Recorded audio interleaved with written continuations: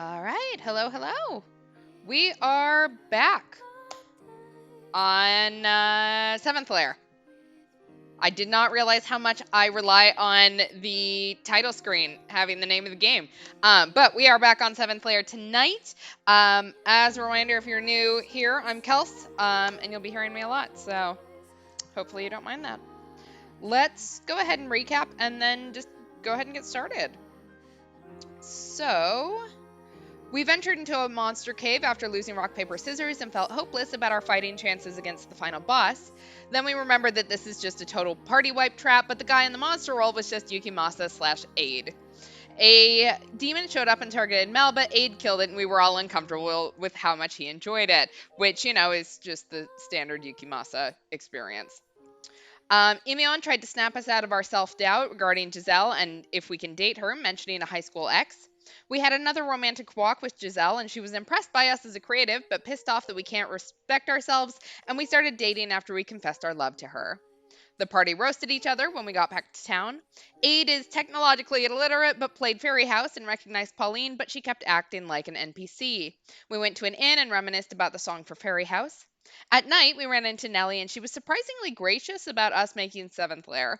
She described how different her personality online is from real life and getting bullied at school, and we became friends. Nellie wants to meet everyone IRL now. Pauline's revealed that the Demon Lord is currently possessing the Queen, and the Paladin's dagger to save her is not complete without a sacrifice, so either one of us dies or the Queen dies. Yukimasa was willing to be the sacrifice since he already killed Pauline IRL as the Dutch Decapitator. He explained his backstory about becoming a serial killer and growing up with Pauline, and he admitted his insanity to her, but she just rolled with it. Yukimasa bit out her throat the night he woke up in 7th Lair. We asked about his conversations in Fairy House and decided that we can't do anything about his previous crimes and let him be the sacrifice before heading to the underworld. So yeah, we're gonna go beat some demons. Yukimasa is in theory dead. Pauline is possibly dead, so hate that little tidbit. And yeah, maybe we'll go see Maria. That's currently my guess as to who the queen is. We'll see if I'm correct, but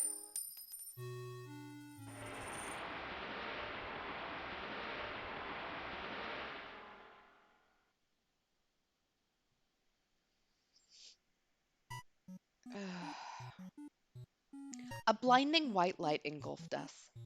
In the next moment, we were standing on a desolate, almost surreal open plain. The sound of thunder loomed in the distance. Okay, so is this the underworld? So the Demon Lord is here somewhere. We have the dagger, but this is still scary. So what now? Who's gonna do it? Rock, paper, scissors again? No, I'll do it. Huh?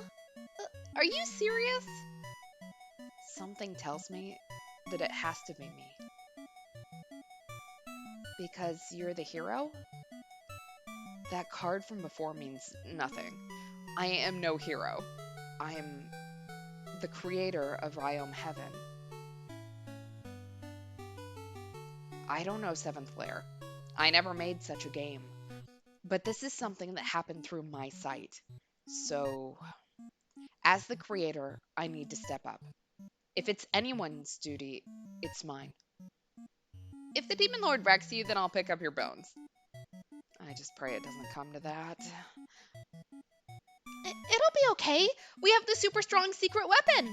Just close your eyes and give it a few yes. You're not supposed to be cool, let alone at the key moments. Now, let us go to the final battle. It won't be necessary. Oh shit. Damn. I mean, it's kind of cute.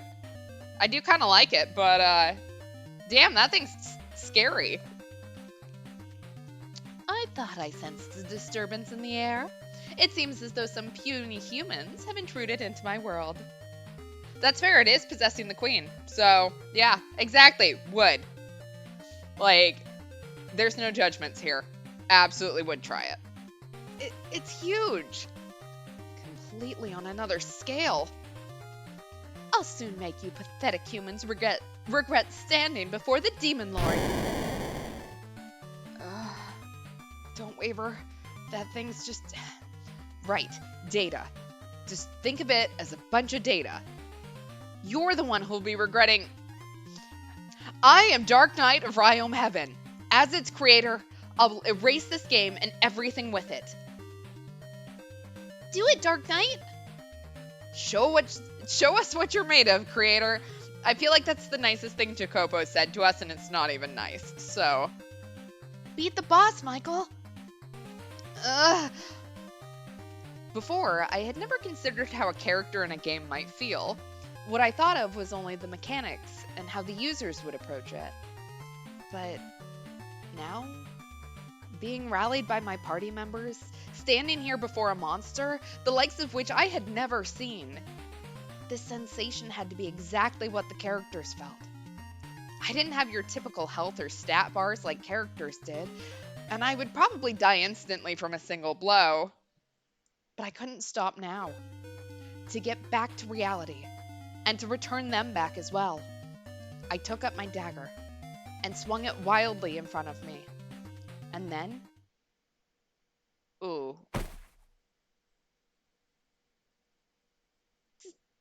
Dark Knight. Are we going to get an RPG boss fight minigame? No, it seems like Michael's gonna die before that. He just fell to the ground like a rag doll. Is that all you can manage, pathetic human? Very well, it's time I showed you my real power. Oh. Uh-huh. Wow. The dagger. It went in! What is this? This divine energy? No, don't peel me away from the princess. Stop. No. No! Yay! I have to say, that little sound was so satisfying. Like, I'm over here like, yay, we did it. Whoa. Wow, that was so super lucky! The Demon Lord disappeared! I can't believe the dagger hit its mark after flying out of his hands. Hey, you hack of a developer. Looks like you did it. How about you stand up? What? Was that it? Can't believe it just flew out of our hands and landed in the right place. Hmm? What? What's happening? Hey, it's a woman. In the light. There's a woman there. The princess. She's here. Princess? Princess. For a princess, she's... yeah. Maria! My love! What's happened? Who are you people? And where am I? It is so ironic that they put Maria as the princess after she played a prostitute last time. I'm loving this. What? What is this outfit? Hey, quit staring! Hey, Mr. Creator, was that outfit for our princess here your idea? So do you not know her, Jacopo? I thought I needed some fan service. Michael... She's wearing the exact same... Look, you know, sometimes a princess wants to feel flirty. Nice. Hey, you two, what are you staring at? You filthy pervs. Huh? I think you'd be better off saying filthy to our little fly on the wall over there. Huh? Why me? If you don't say anything, that means you're the one thinking the perviest of things. I am not. Yeah, Big Brother is not that kind of person.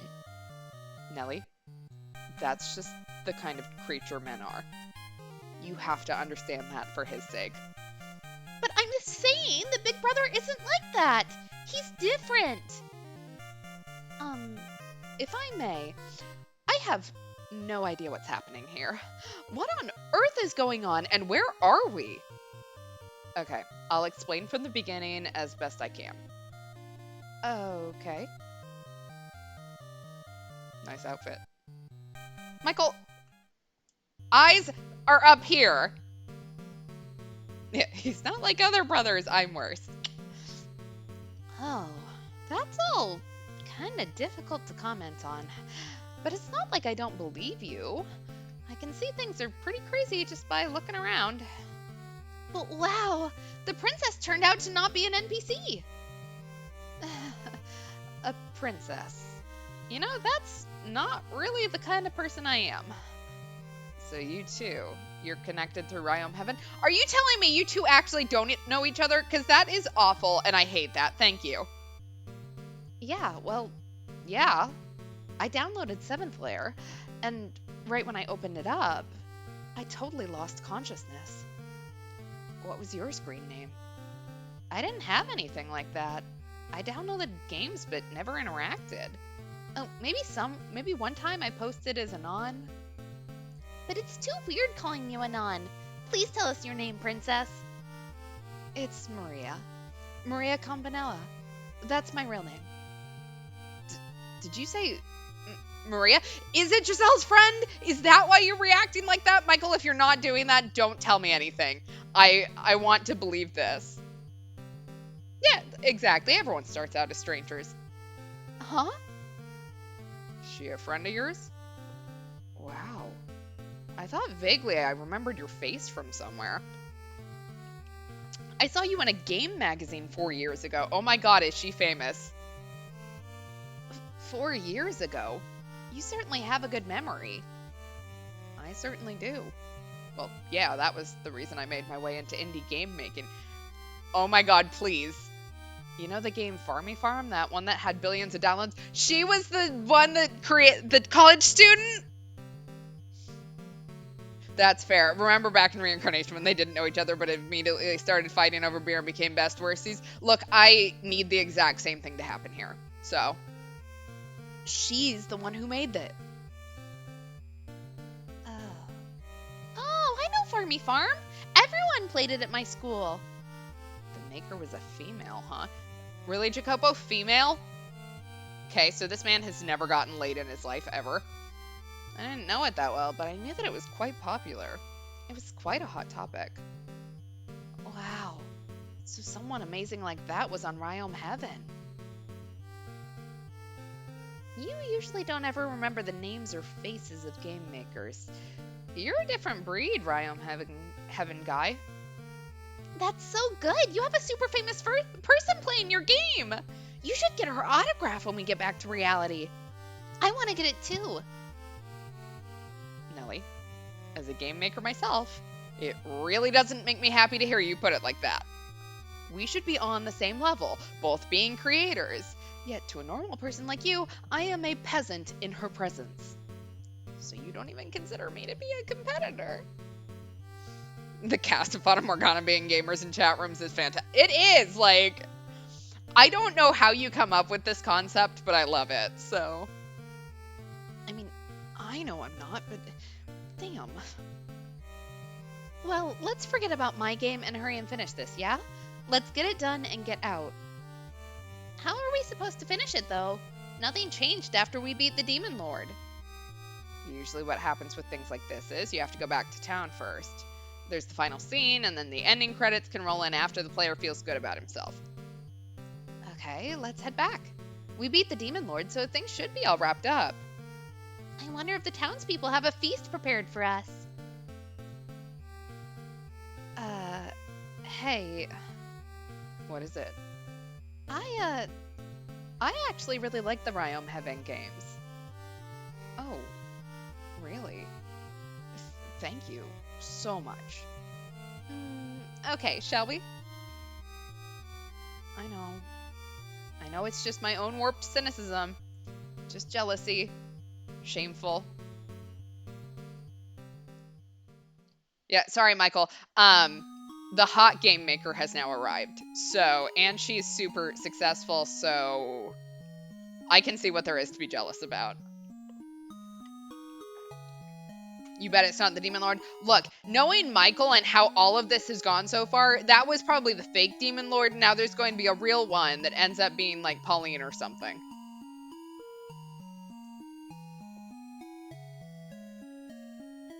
All the NPCs greeted us in celebration upon our return. Nellie and Mel got in character and joined them in jumping around. It was still unsettling to hear the same empty lines repeated over and over. But still, thinking that it was all finally over, there was some sentimentality to it. Knowing that we'd finally be able to return, and that I'd be able to see her, gave me the first peace of mind in some time. And then, the game, it finished. Thanks to the hero and his friends, the world was once again at peace.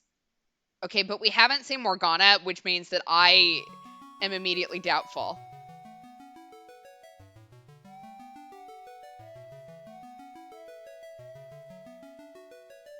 Okay, but I want to see who the others were. Come on, let me see them. That looks like multiple people, so...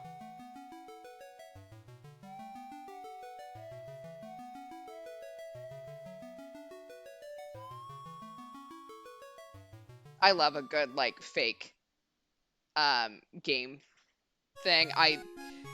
Whenever games try to mimic themselves to creep you out, I love that kind of shit, so I loved that. Oh my god, it just restarted.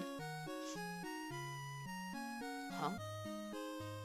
Wait, what's going on here? Didn't we just see the credits? If not, then what was that? Does this mean it's not over? Yeah, at least Maria's with us. Look, we have one person I love, so, you know, I'll take it. And wait, is this a graveyard? Because it's the starting scene, I think. This was where I first descended from the sky. So wait, does that mean... Oh. Huh? Wait a second. Isn't someone missing? There was a guy that kind of seemed like a girl here, right? Huh? Now that you mention it, he's gone. Where'd he get off to? At a time like this, too. Mel? I'll go look for him. It's dangerous to go alone. There's monsters. Let's all stay together and go. It's fine. Huh? It's fine. I'll go find him myself. You all don't have to come with me. Nellie, this is suspicious. What do you know? Hey, why are you being so... I said leave me alone! So here you are. I was looking all over for you. Mel? Big brother? Right, I have to tell you about my controls. Stop it. Stop it. Why do you have to say that now? Did Mel just become an NPC? Did we just kill him off? Big brother, let's go somewhere private, not here. Hey, Mel? What are you saying? Controls? Did you hit your head? Before that, you have to understand something about me. Mel. I'm telling you to stop! Please!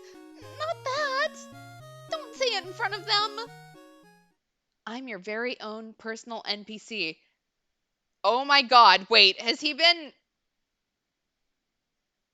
an NPC the entire fucking time? And he was just Nellie's NPC because Nellie came first? Oh my god. Oh. Thanks so much for making Mel in Ryome Heaven.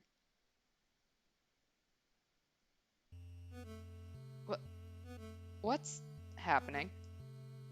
What is this?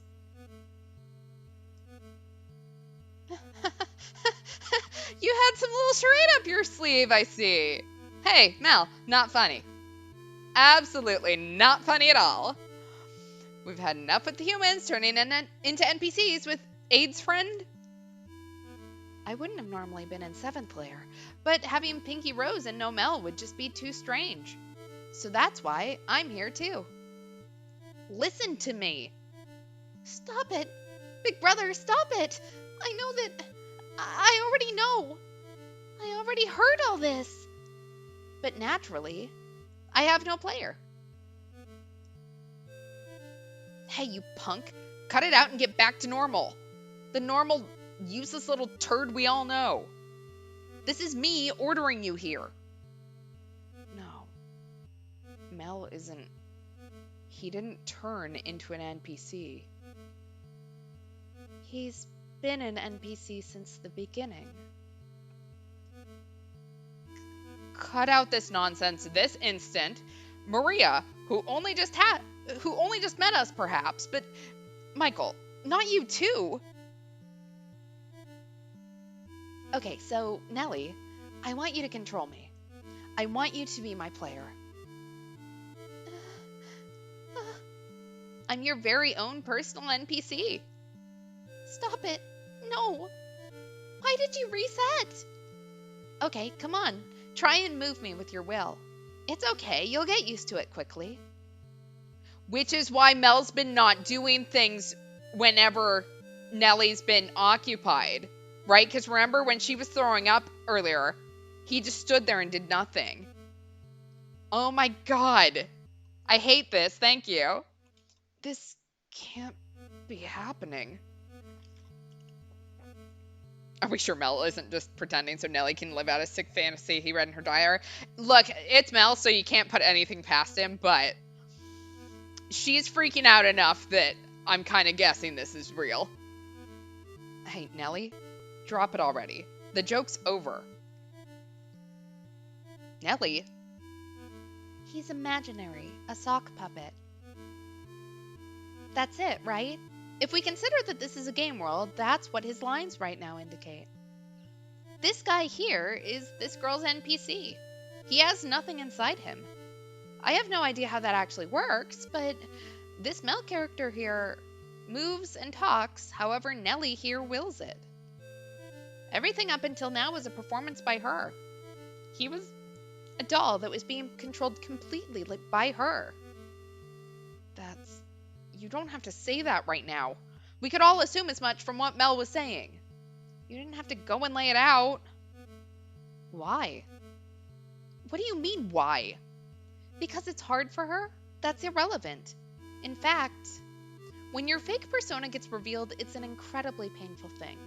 You get ridiculed, ostracized, sometimes banned completely. At least I'm not berating her about it. You don't know what kind of circumstances she was in. It's okay. It's as she says. It's true.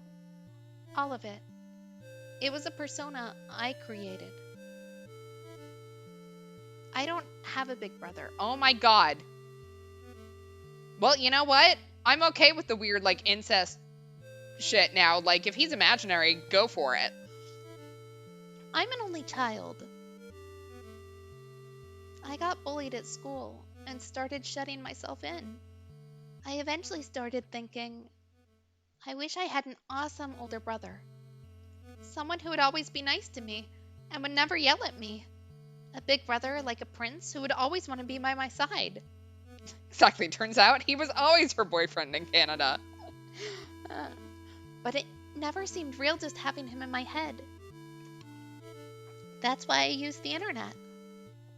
So, the Mel on Ryome Heaven was... It was actually me.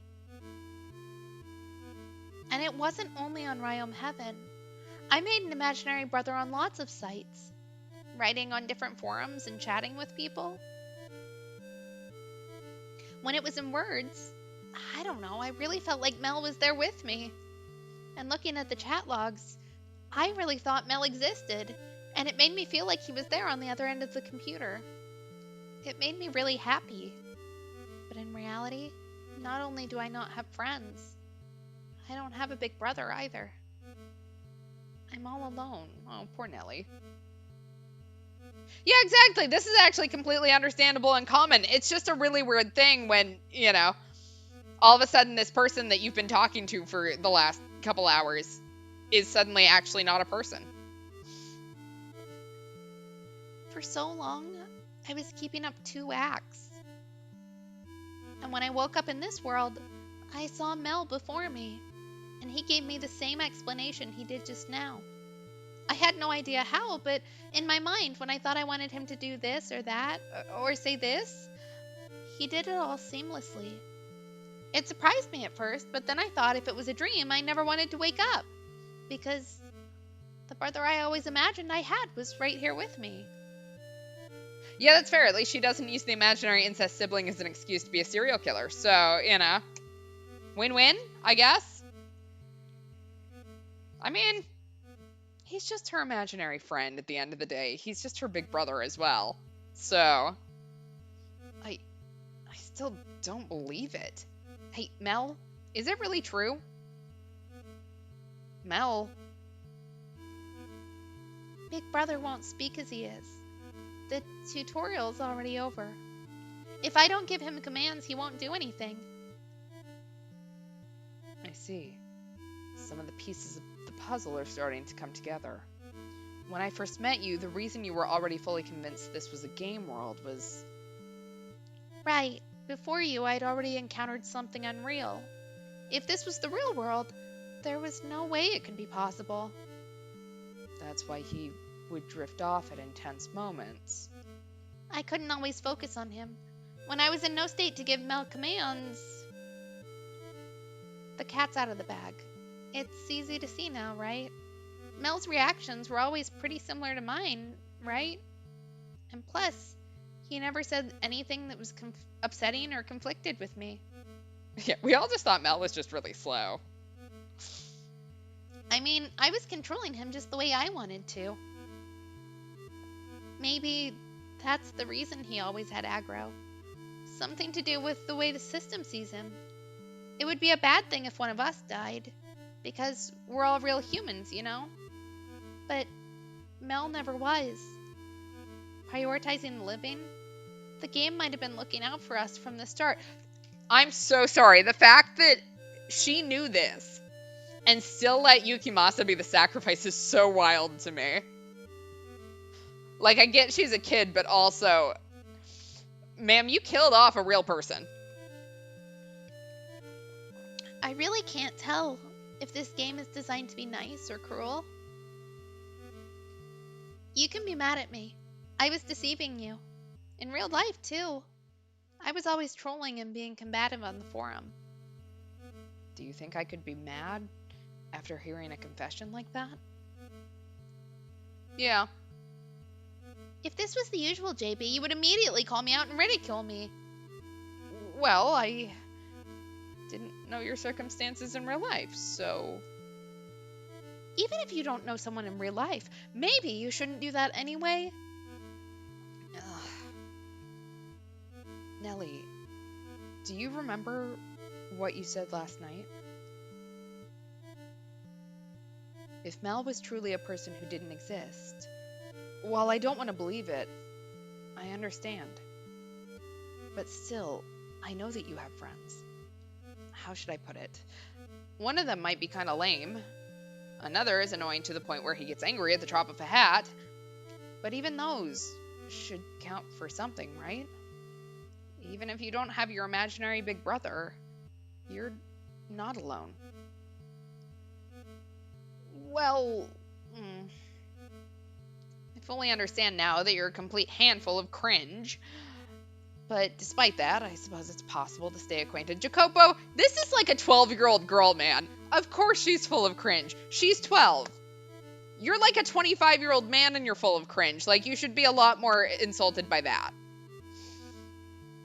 Yeah, I think that, I don't know if Mel just doesn't exist, or maybe he does exist and just isn't, siblings with Nellie and they never meet. So, you know, it's a possibility, but yeah, it doesn't necessarily seem to be a full alternate timeline. Nellie is an internet troll. Look, if you don't do some trolling on the forums when you're 12, like, when do you do it? You really are like a game character. There we go. Nellie, don't you remember making me your second brother? That was in a fabricated simulation of our past lives. Silence, fool. But really? I mean, I'm kind of an emotional wreck. And the terrible things I said to you two, that was all the real me. Thinking back to it now, it wasn't really anything for me to be concerned about. Thanks to that, things actually stayed interesting. Well, I won't bother questioning any of it now. Wow. Thank you. I never thought that you'd accept all this so considerately. Well, it wasn't as though you were doing something bad. Actually, I'm more impressed than anything. You were pulling it off flawlessly. Controlling another character while moving and speaking yourself, most people couldn't do something like that. I've been putting on the act for a long time, so I'm used to it, for better or worse. I've had Mel in my head for a long time.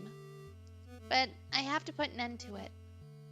How about maybe not yet?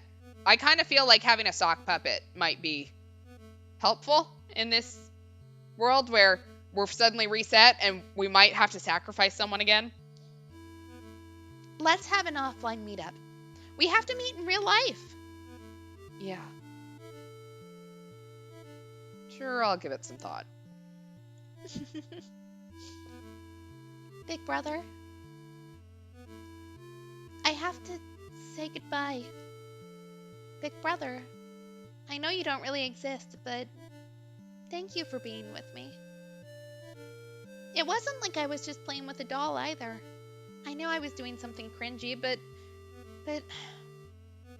here in 7th Lair, I felt your presence. I wanted to see you here with me, and I wanted to talk with you. I wanted to hear you say my name with your kind, gentle voice. I wanted this happiness to go on. But I'm okay now.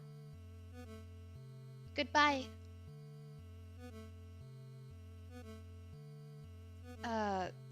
Hey, I'm sorry to dampen the touching mood we have going on here, but how are we getting back? Oh. Uh, that's right. What the hell's going on here? We beat the Demon Lord, did we not? Yeah! Why are we still inside the game? No. Does it never end? If the player turns off the system, the game ends. But if the game world inside continues for eternity, you can try again as many times as you want. Like, New Game Plus? What? So is this where we live now? We can never get back to reality? You mean we have to wander around here forever? I finally got a girlfriend in the real world. No, I have to return. It can't end like this. Something's unlocked. Yeah, Morgana, we could really use a wish right now. I have a feeling that Morgana is the reason why we're here. It's an off, kind of idea, but my galaxy brain theory at the moment, and I have no idea if I'm right, but I'm taking from, if you've ever read the original Ring trilogy, the actual books that the horror movies were based off of, turns out that the antagonist in those is actually a computer virus. And so that's kind of what my thought is right now, is maybe Morgana is something like a computer virus. And so when everyone clicked on the Seventh Heaven download, somehow this virus has taken us to this world. I have no idea if I'm correct, but that's the working theory right now. Huh? We're not finished, I bet. The first playthrough's over, but something else got unlocked. Some games are like that. Like the true boss will appear, or a secret event happens. Post-game content. Dark Knight, did you plan for something to happen the second time around? No, I didn't think that far ahead. Just assume then, when you finished making the game, would you have made second playthrough elements? I may have. No, I definitely would have. I knew it. Your games never play by the typical rules. Okay, so if we find whatever game element got unlocked, then this time it'll end for real. What are we looking for? As it is now, nothing seems to have changed. Let's go to town and gather info. The NPCs might say something different. But hey, we're already this far, so why don't we just ask the maker directly? Huh? That's where indie games shine. You're closer to the maker. They actually respond to you and stuff. Yeah, but I don't know anything. Not you. The one who wrote the game after the original scenario. Ugh. Hey, are you listening, other creator? We just cleared 7th Lair. If there's a secret here, I think it's about time you spilled the beans. What's happening? It's crashing. They're showing themselves. Oh, my eyes are all flashy. This view is making me dizzy. Great, now we have no idea where to go. No. I feel like I know where to go. Right now, I feel like I know. It feels like someone's calling to me. And something about it feels familiar. I can feel it on the other side of this static. Let's go.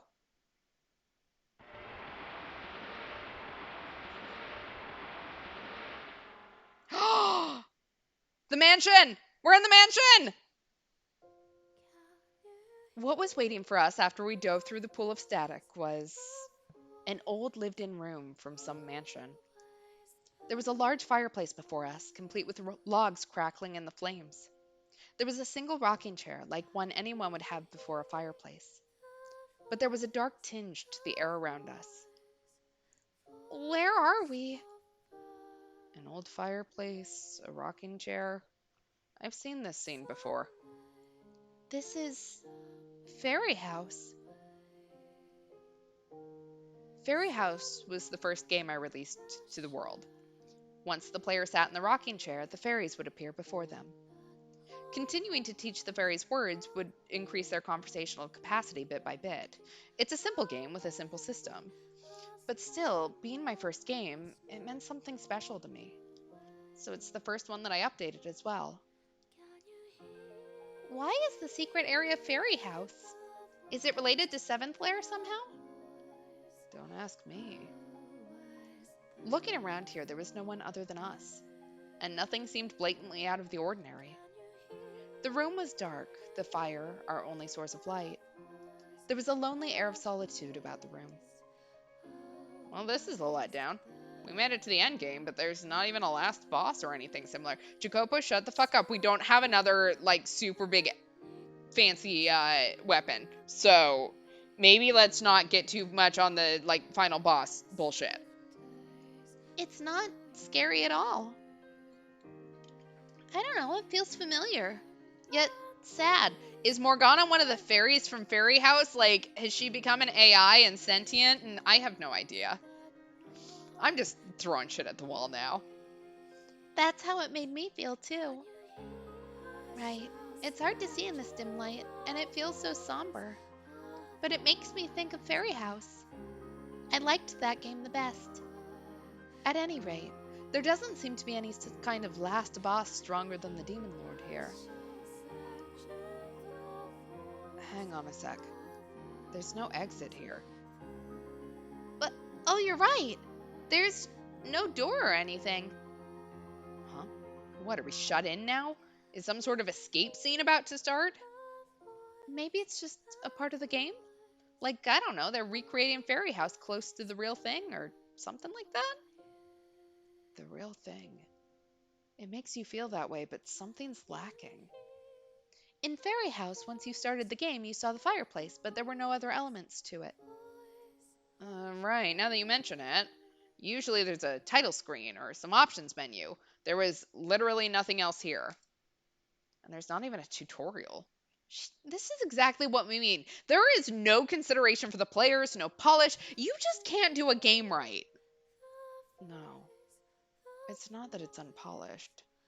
It's just the way it is. What I wanted to do with the Fairy House wasn't make it like a game, but actually the opposite.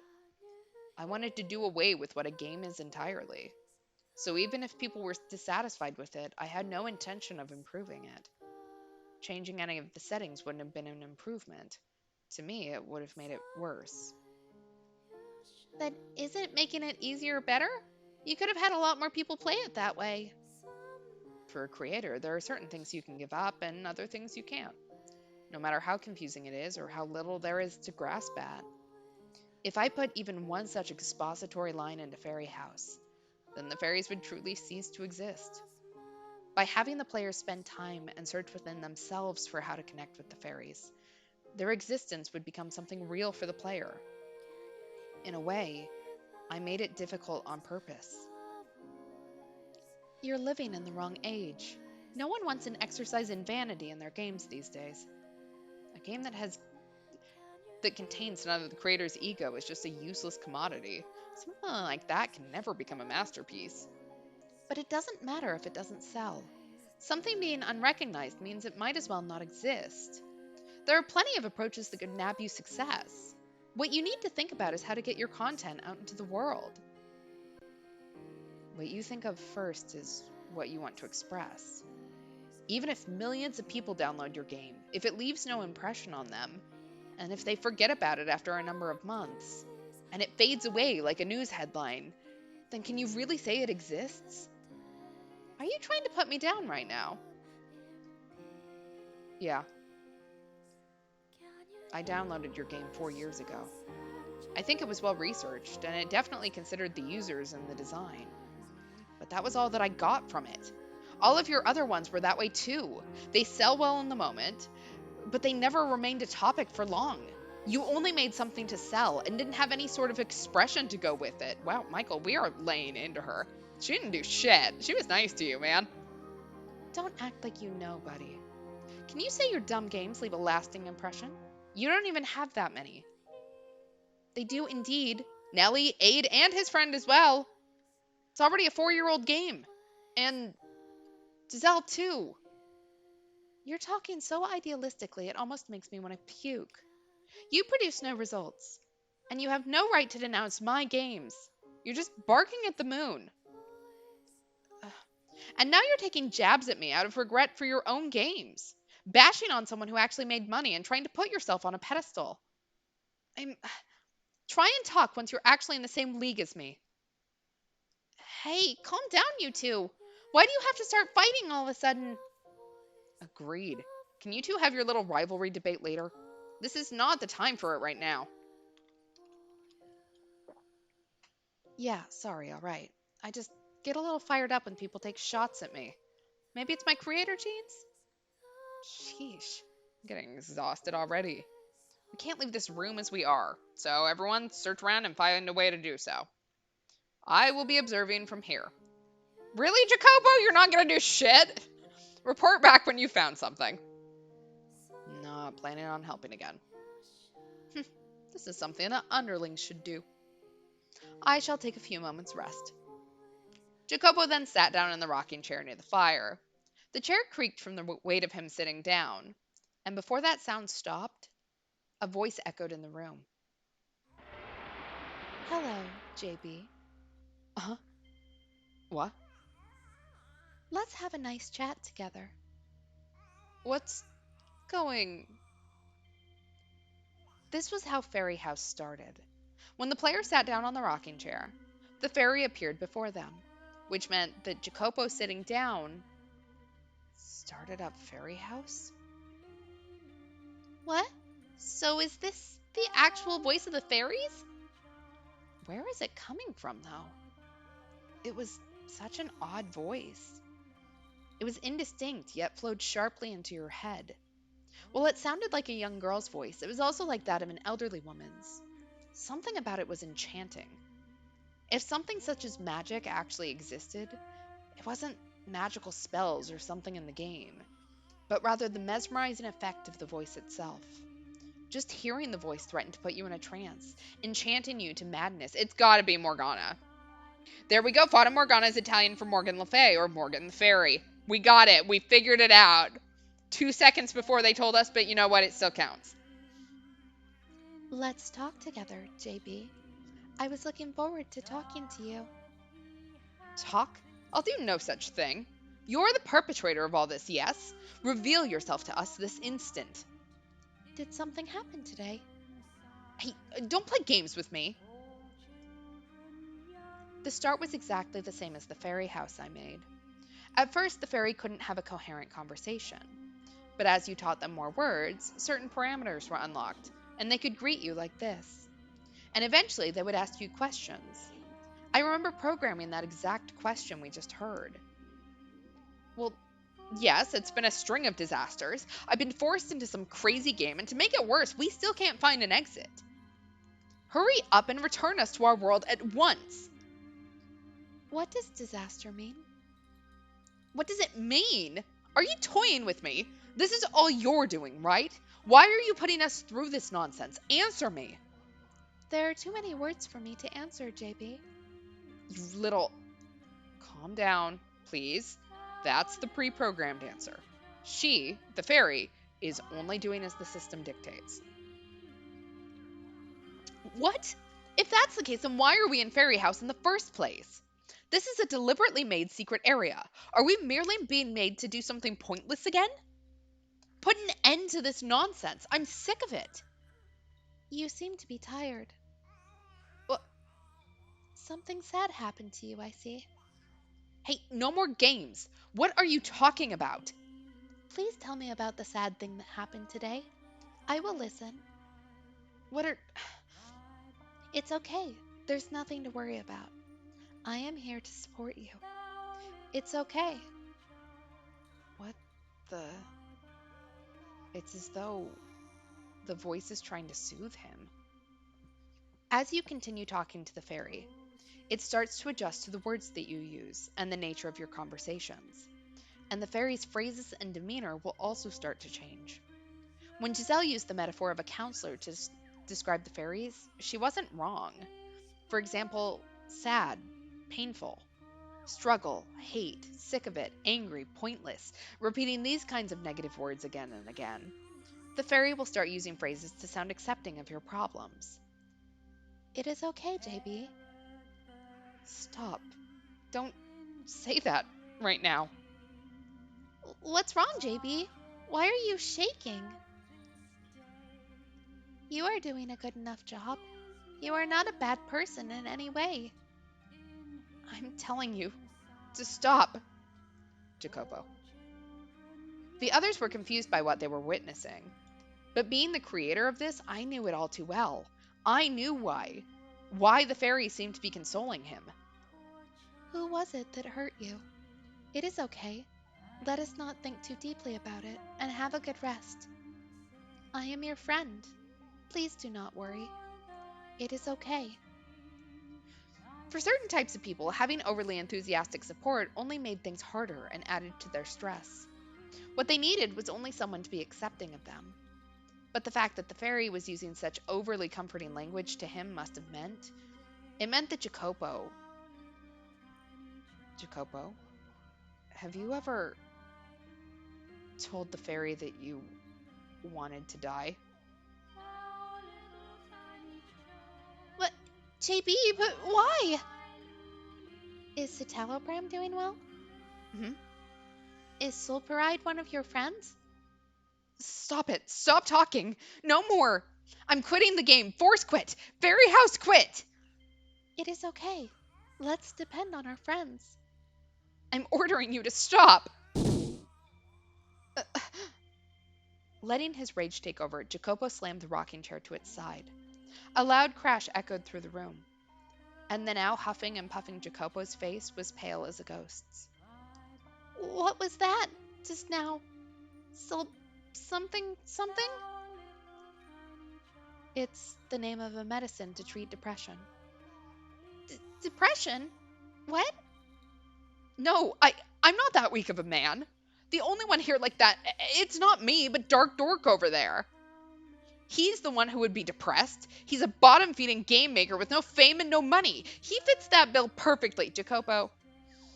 Buddy, being depressed is not a bad thing, but you're not really helping yourself here, man.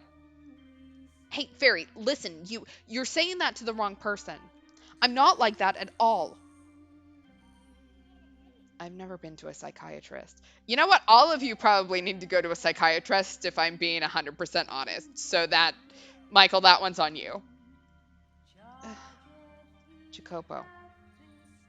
No, I'm not a bottom feeder. I'm not like you. I'm higher up. Calm down, man. No one's trying to call you out on anything. I'm in a company. I'm employed, you got that? An NVC corporation, a listed company, you hear?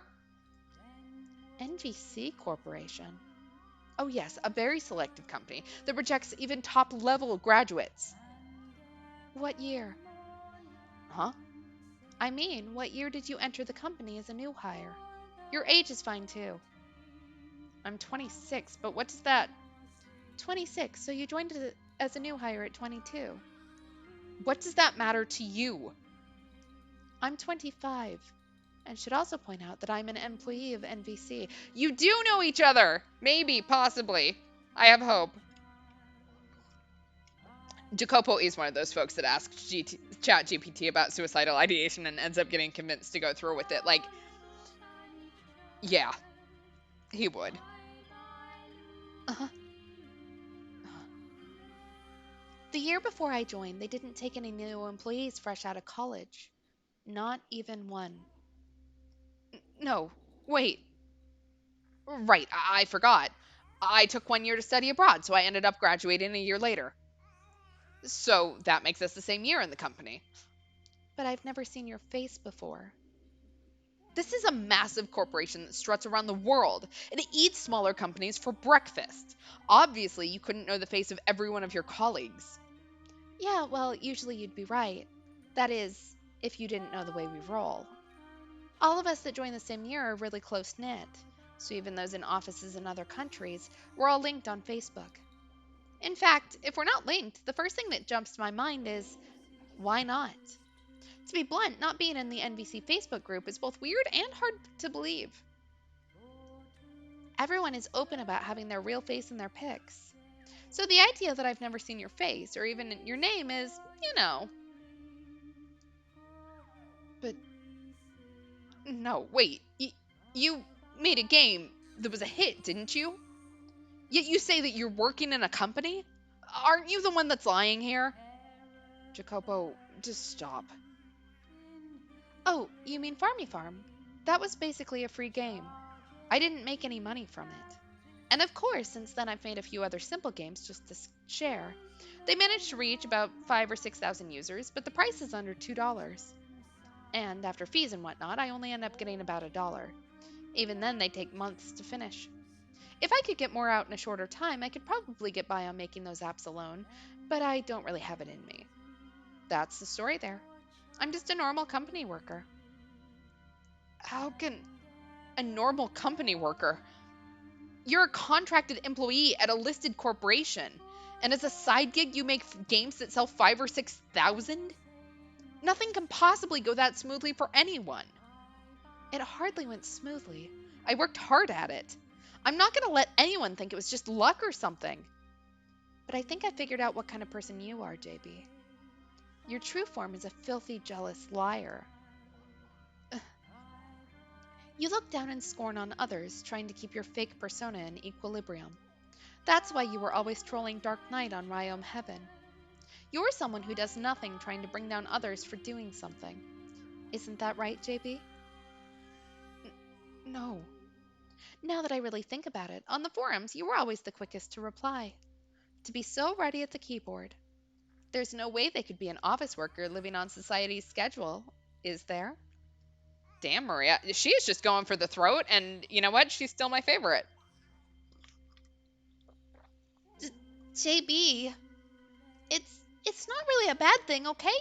Maybe you tried to push Dark Knight a little much here and there, but all you did was fib about your life a little. It's kind of similar to the way I did.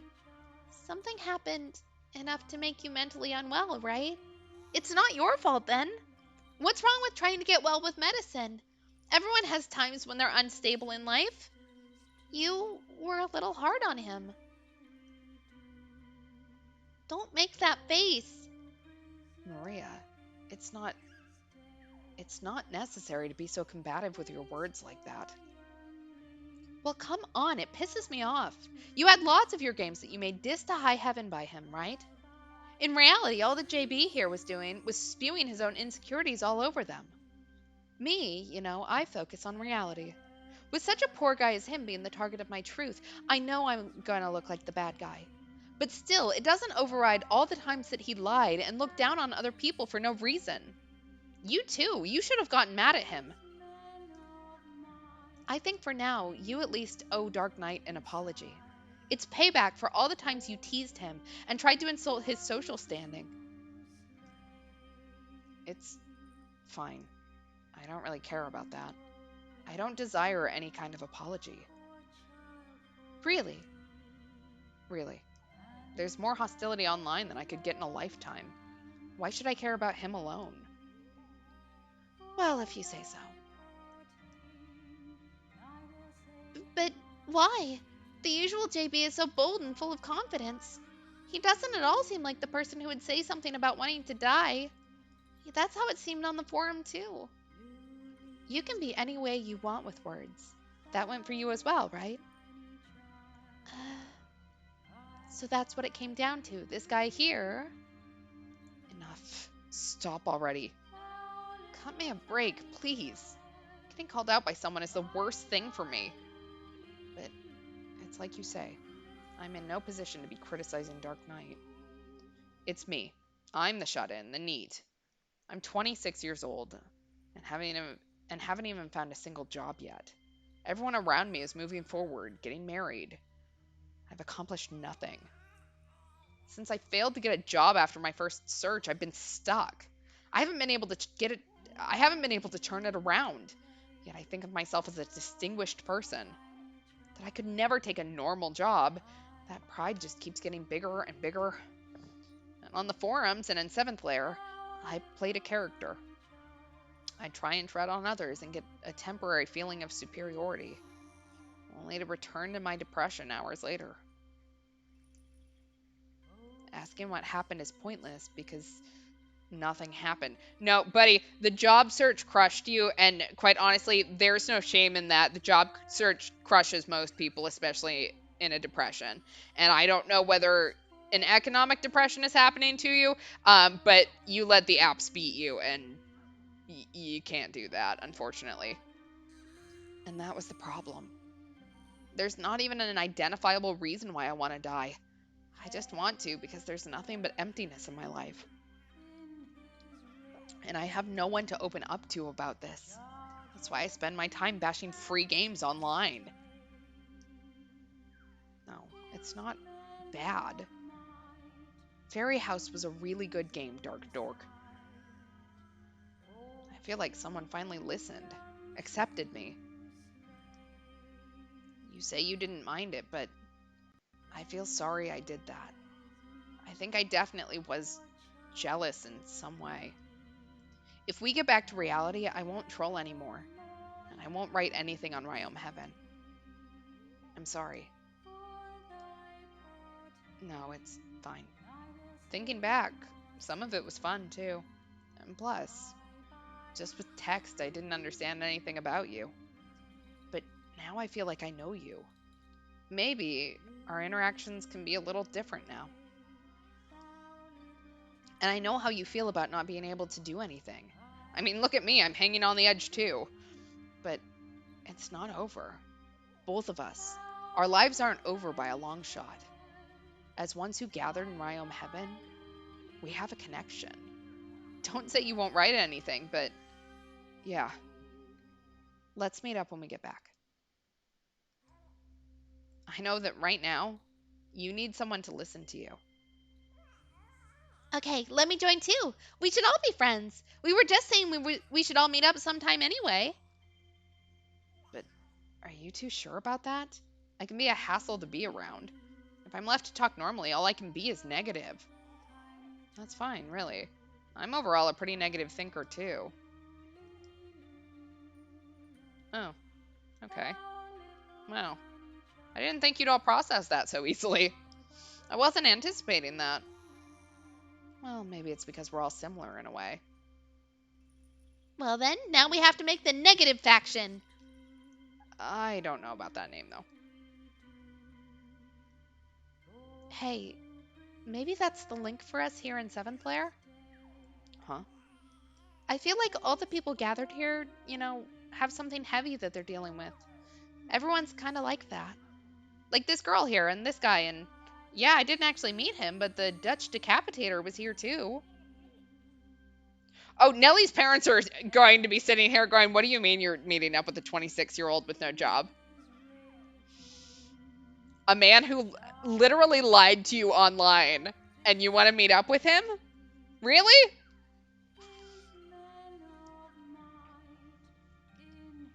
We were all in Ryome Heaven, so we ended up in 7th layer. The cause of it was that we downloaded the game. I feel like it's not only that. Hey, so what about you? That would mean that you have some issues too. What issues could you possibly have? You work at a famous corporation, you're internet famous, you may as well be in a different dimension than us.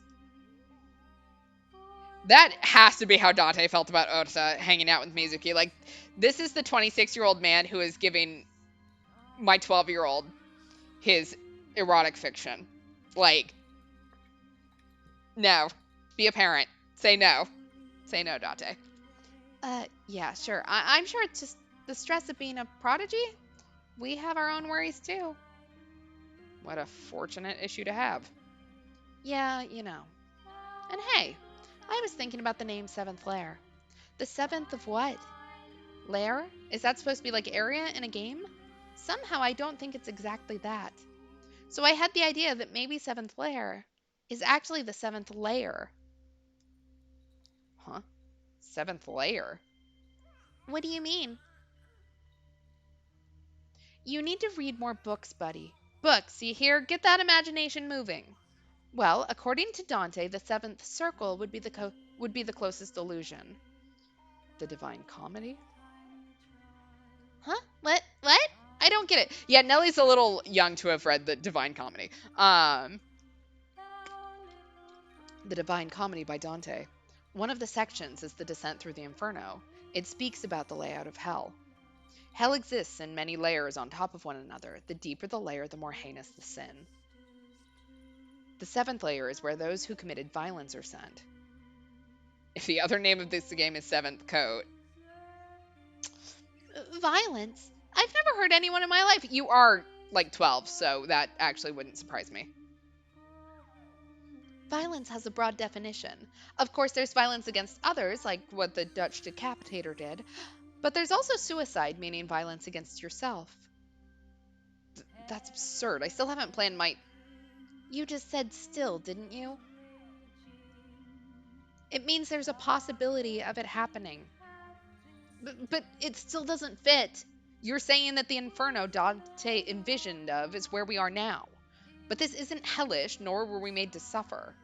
We're only being made to play a game. Actually, I've been kind of thinking about it. Like, every single one of them so far has been forced to confront their own shortcomings, right? Yukimasa had to confront Pauline as an NPC to confront the fact that he had killed her. Nellie had to confront the literal manifestation of Mel to confront the fact that she had made him up. Jacopo has now had to confront the fact that he doesn't tell anyone anything and has lied about everything. So, we are kind of being made to suffer, it seems. Can such an absurd hell exist? But maybe we're about to start our suffering? Never being able to leave this room, unable to ever atone, we're made to stress and worry. And what if that was it? So, wait, this is the end? Does 7th layer not actually have an ending? I finally made some friends, too.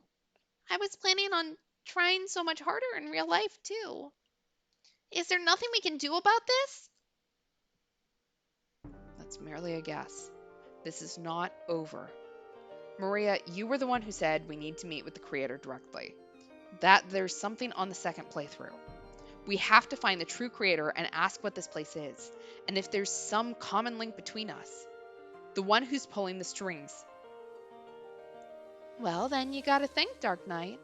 The one who's the most knowledgeable about Fairy House is you. It's time to draw the card. The card that pulls the Puppet Master out of the shadows. Right. At the moment, we were frozen in place. We got past the static and thought we could meet the creator of Seventh Layer, but instead, The fairy is just the same one I programmed. With no hints to go off of, how does she expect me to just draw the proverbial card we needed? Think, is there something here? Yep, maybe Emion. Oh. Hmm? No, it's nothing big, or at least it probably isn't. Looking at that fireplace more closely, it's looping. The fireplace is looping? The fire itself. It's just repeating the same motions. So that means it's not actual fire, but just a visual where the fire would be. The town in 7th Lair was the same. The crackling sound of the flames was just a loop of the same sound effect. Yeah, so what about it? I mean, isn't it a little weird? Everything's been weird since the start. What's weird about a fake fire at this point? Right. Except for them to use the sound effects and visuals, it means they're trying to reproduce Fairy House exactly according to the game. And yet, there's no theme song. Oh. Oh, right, I didn't notice. After the patch came out in February, there was a theme song added to it.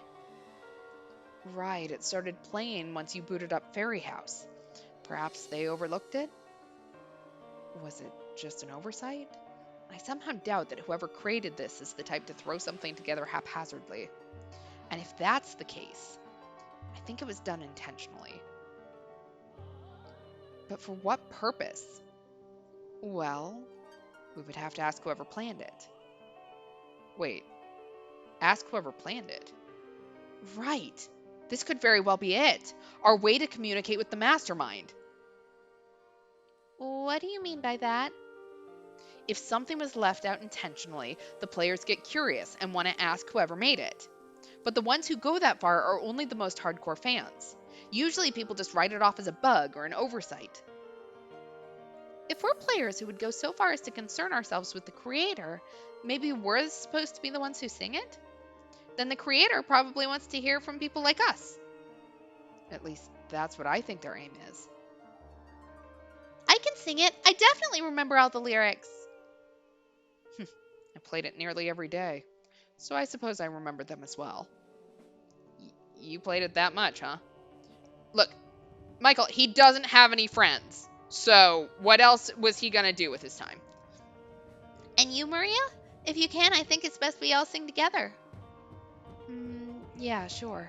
I'll sing. You know the lyrics too? Well, yeah. Okay. Can we start? Let's all start on 4.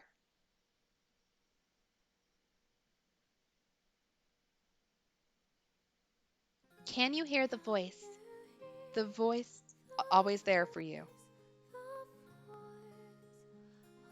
Oh, they're actually playing it in the background.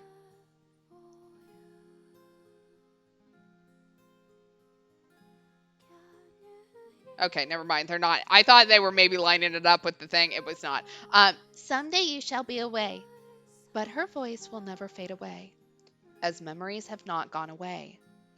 Someday when it comes to be oppressive days for you, remember days I was with you, the days of warmth and peace. I shall send you the voice of a fairy. Through le wrong. Wrong? Huh? Isn't that the wrong name there? It's Sound, right? Uh-huh. I don't think it's wrong. I mean, I've listened to it so many times now. Which do you think it is, JP? I'm pretty sure it's wrong. Huh? No, come on, it's... Wrong is the correct lyric. Yanni and Laurel, exactly. That's the lyric in the patch for version 2.2 that I uploaded to Ryom Heaven. Version 2.2. I thought something was off here. You said you only posted anonymously, but you're quite well informed about Ryom Heaven's happenings, and also about my games in general. I was just a lurker, and the games, well, I had to keep an eye on a potential rival, but that's not it. There's something more definitive. I thought it couldn't possibly be the case, given your appearance. The theme song. We did 2 versions of it. Is Maria Imeon? Is that it? Wait, let's sing it one more time. Why? That one wasn't bad at all. I want to change the lyrics. Just the end part. Not the Sound River, but the Rhone River. Huh? But we visited the Sound. I just think we have such nice memories at that place. I kind of wanted it to have it be our secret. For you only have the fairy's song resonate within the Sound River. Okay. Let's do another recording. Okay. But I want to keep this one anyway. You said you wanted it to be our secret, but there's another, and I'd like for them to know the true version of the song. He's the only person I can actually call a friend. He's important, so I want him to hear it too. Okay, I understand. If it's someone like that, then I support it. There's an unreleased version of Fairy House. What I uploaded to Ryom Heaven was version 2.2. The version with Sound River and the theme song is version 2.1. I only gave it to one other person. There are only 3 people in this world who would sing Sound River in the song. Wait, what? Emeon. What the heck? I never knew you did that. Why did you lie? You've always said you're a man. Shit. Looks like I just shot myself in the foot. I was really trying hard to make you think I was someone else. Answer me. Emeon, the one who always wrote on the forums. He was always so much nicer to Dark Knight than others, so I kind of thought they knew each other in real life, too. He was a she? A girl pretending to be a guy? Weird. It's almost like that happens occasionally on the internet. That doesn't really matter right now. What's important now is it... Like hell it doesn't. You were lying to me for 5 whole years. Not only that, you were actually a content creator? And one who had more hits than me to boot? Even though you always said you weren't? Whatever. Is this really the time to bring it up? You're supposed to be getting the true mastermind to show himself. Well, if I don't now, then when? So, were you always looking down on me? You reveled at how I never got any hits, didn't you? And I thought you were my friend. You deceived me. So answer me, Emeon. If I told you the truth, you wouldn't have kept being my friend. But no, No, you definitely wouldn't have. That's the kind of guy you are. If you knew I was a woman, you would have stopped talking to me. And if you knew I made Farmy Farm, you would have seen me as an opponent from that point on, complete with your selfish poor me inferiority complex. Yeah, Mel's imaginary and Maria's Emeon, so... And you would have pushed me away. I mean, even now, the first thing that came out of your mouth was accusing me of reveling over your download count. Without even so much as a glimpse as the relationship we've established, the first thing you put forward is your own insecurities. But still, a friendship built on false premises? What false premise? What? As far as I know, I've never lied to you. But you have. I mean, you're not a man. I never asked to be born in this body. What? Well, isn't that a twist? Like, what? That was Michael's job last time. Wait, are you, what is it, transgender?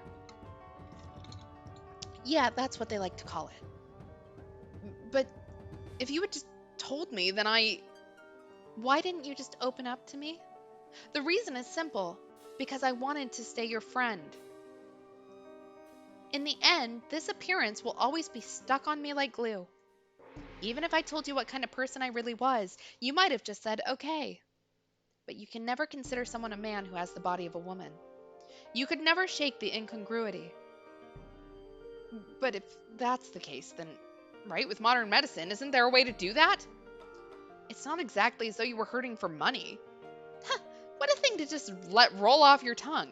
You think it's like fiction and you can just flip your gender whenever you want?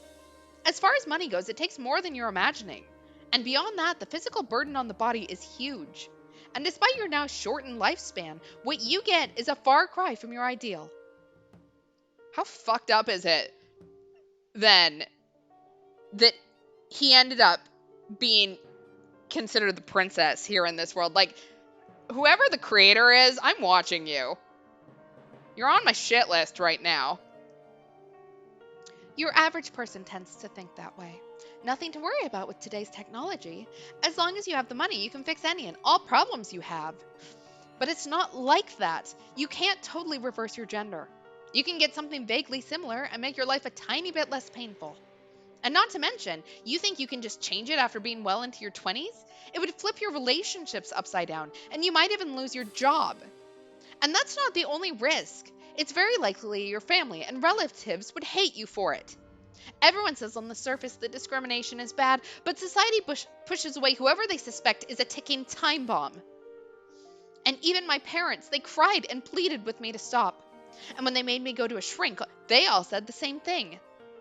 Can't you just give it up? I, in the end, realized that the only option was, yeah, to give up. So, the only place I could truly be myself was online, or through some character in a game. You tried to hate on Farmy Farm saying it had no substance or whatever. But I made that for a girl. Huh? I wanted her to like it, to smile. I can never tell her how I truly feel as long as I'm this conflicted in my own mind. So, by having her enjoy something I made, I wanted my existence to have a lasting effect on her. I mean, yeah, from a creative standpoint, it lacks substance, but there was inspiration when I made it. The reason it was such a cutesy game was because all I wanted was a single girl to enjoy it. But in your interview, there was nothing like that. Michael, really? You think I could let them write that?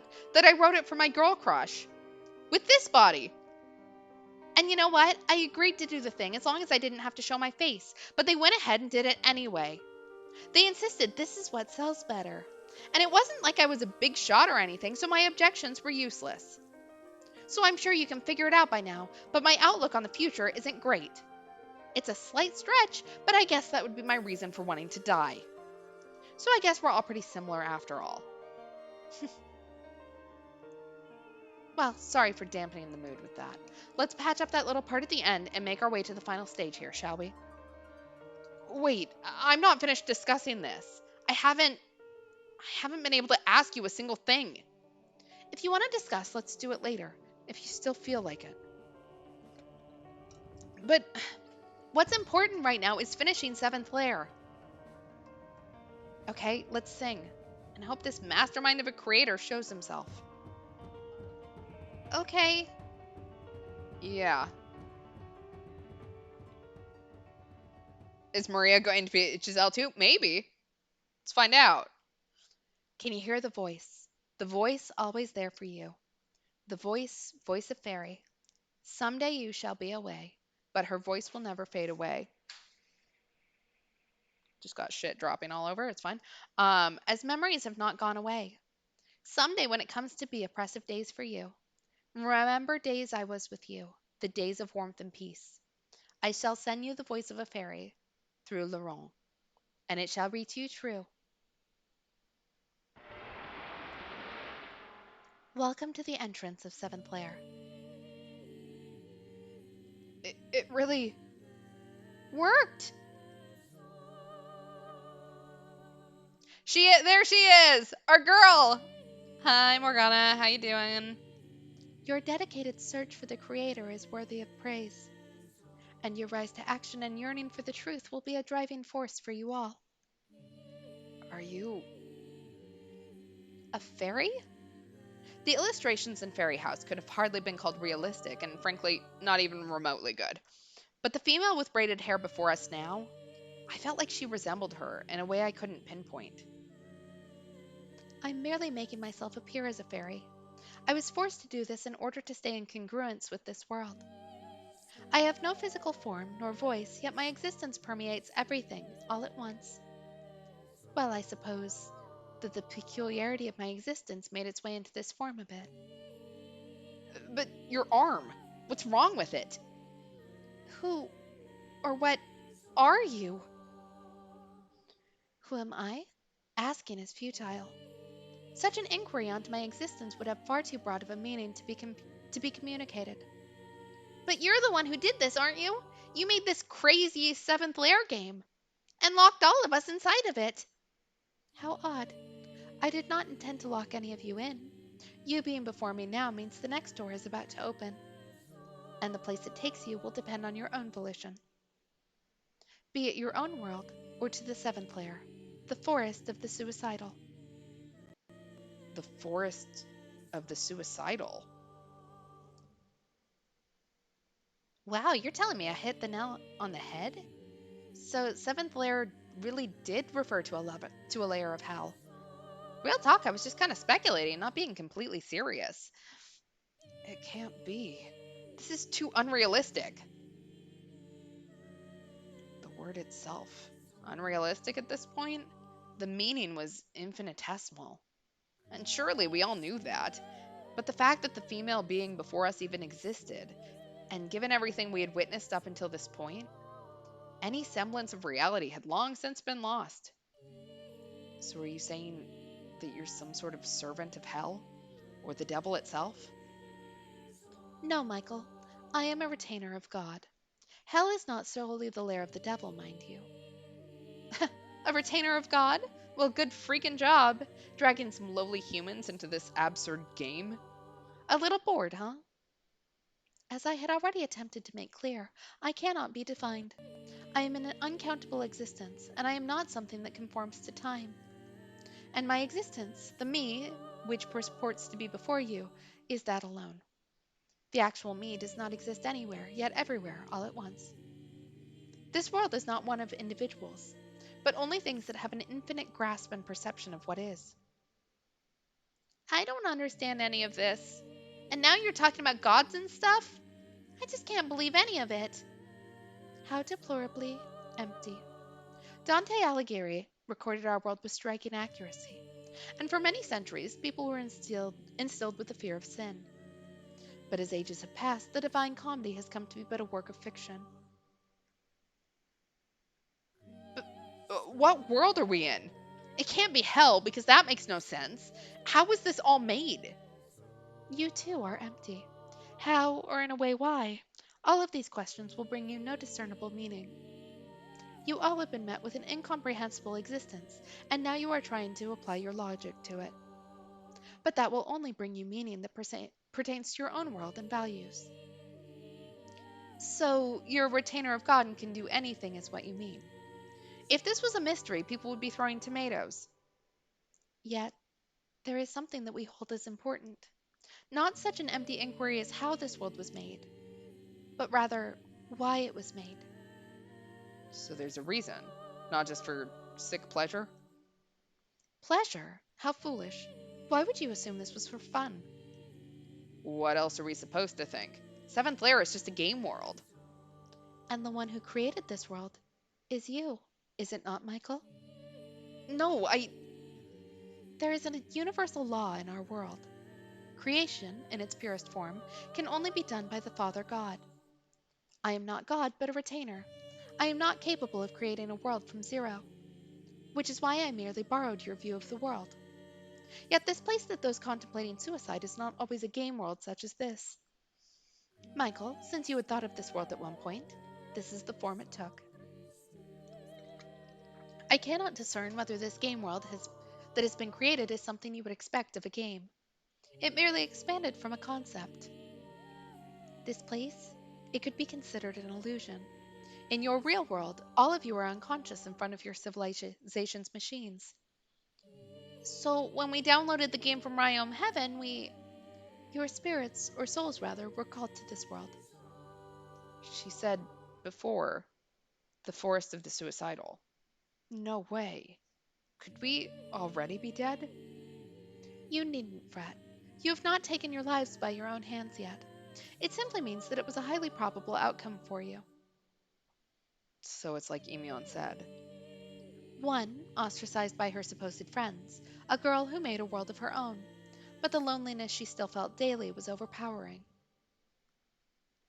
One, a man who could not rebound from his failures, who feared mingling with society, who led himself to destruction through drink and drugs.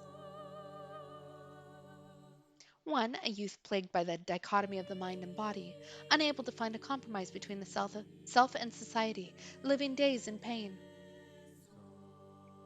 The painful emotions that you bear, One single push in a negative direction was certain to lead you to end your lives. I am a retainer of God, and also the attendant of the forest of the suicidal. I understand the inner turmoil of you better than you can imagine. And through divine guidance, those souls have been brought together by an electronic platform. Like moths to a light, but what awaited was not light. I too was drawn to that place as I watched over your emotions and behavior. What you understood and what you did not. It is possible that not even we knew that. I felt on one hand I understood her, but also that I was lost. The discomfort at not knowing what to say or ask or growing. A long silence enveloped all of us. Let me try and make sense here. By all means, Michael. So you're not a person, but an existence in the realm of God, and also the attendant at the forest of the suicidal. You don't have the power to create this world, so it's an illusion based on my ideas for a game. And all of us gathered here were those who contemplated suicide. That is correct. How good that you understand so quickly. But hang on. There's one thing that isn't clicking here. Why am I here? I've never contemplated suicide in my life. I've wanted nothing more than to return this whole time. I have a reason that I must return. I can't have her worry about me. Since I have Giselle, I have no reason to want to end my life. Did you need my vision for a game? Is that why you called me here? I said moments ago that your interpretation was correct. While my words may lack certain specificity, you have one crucial misunderstanding left within you. What do you mean? Can you stop speaking so vaguely? All of you gathered here, as I said before, are those who are one step away from self destruction. Meaning, if something did not spur you along, you would not have committed suicide. Allow me to tell the reason I prepared this world. It is not important how it was made. However, for what purpose is more important than anything. Okay, so what did Morgana just explain? So, we are actually in the seventh layer of hell, as described by Dante's Divine Comedy. All of us are basically one step away from wanting to commit suicide. That's the whole thing. And so now apparently we have somewhat of a choice. In theory, there's two doors that are going to be before us. One is going to take us back to the real world. One is going to take us to the forest of the suicidal. Now, Michael is asking why he's here because, well, he has Giselle, so he's no longer suicidal. And that's what Morgana's telling us. For what purpose is more important than anything. Then, for what purpose was it made? For what purpose did you send us to an illusory world? Oh, yeah, and the world around us is just an illusion based off of Michael's creation because only God can create things. So, it all being Michael's creation, somewhat of a coincidence. It was to save you. Save us? What are you saying? We went through such hardships, yet you say it was to save us? Perhaps you mistake benevolence for malevolence. No, it was a guaranteed way to save you all. I am the attendant at the forest of the suicidal. As part of our methodology, we do not accept such thoughts, but dispel them. So you mean you wanted to prevent the suicide?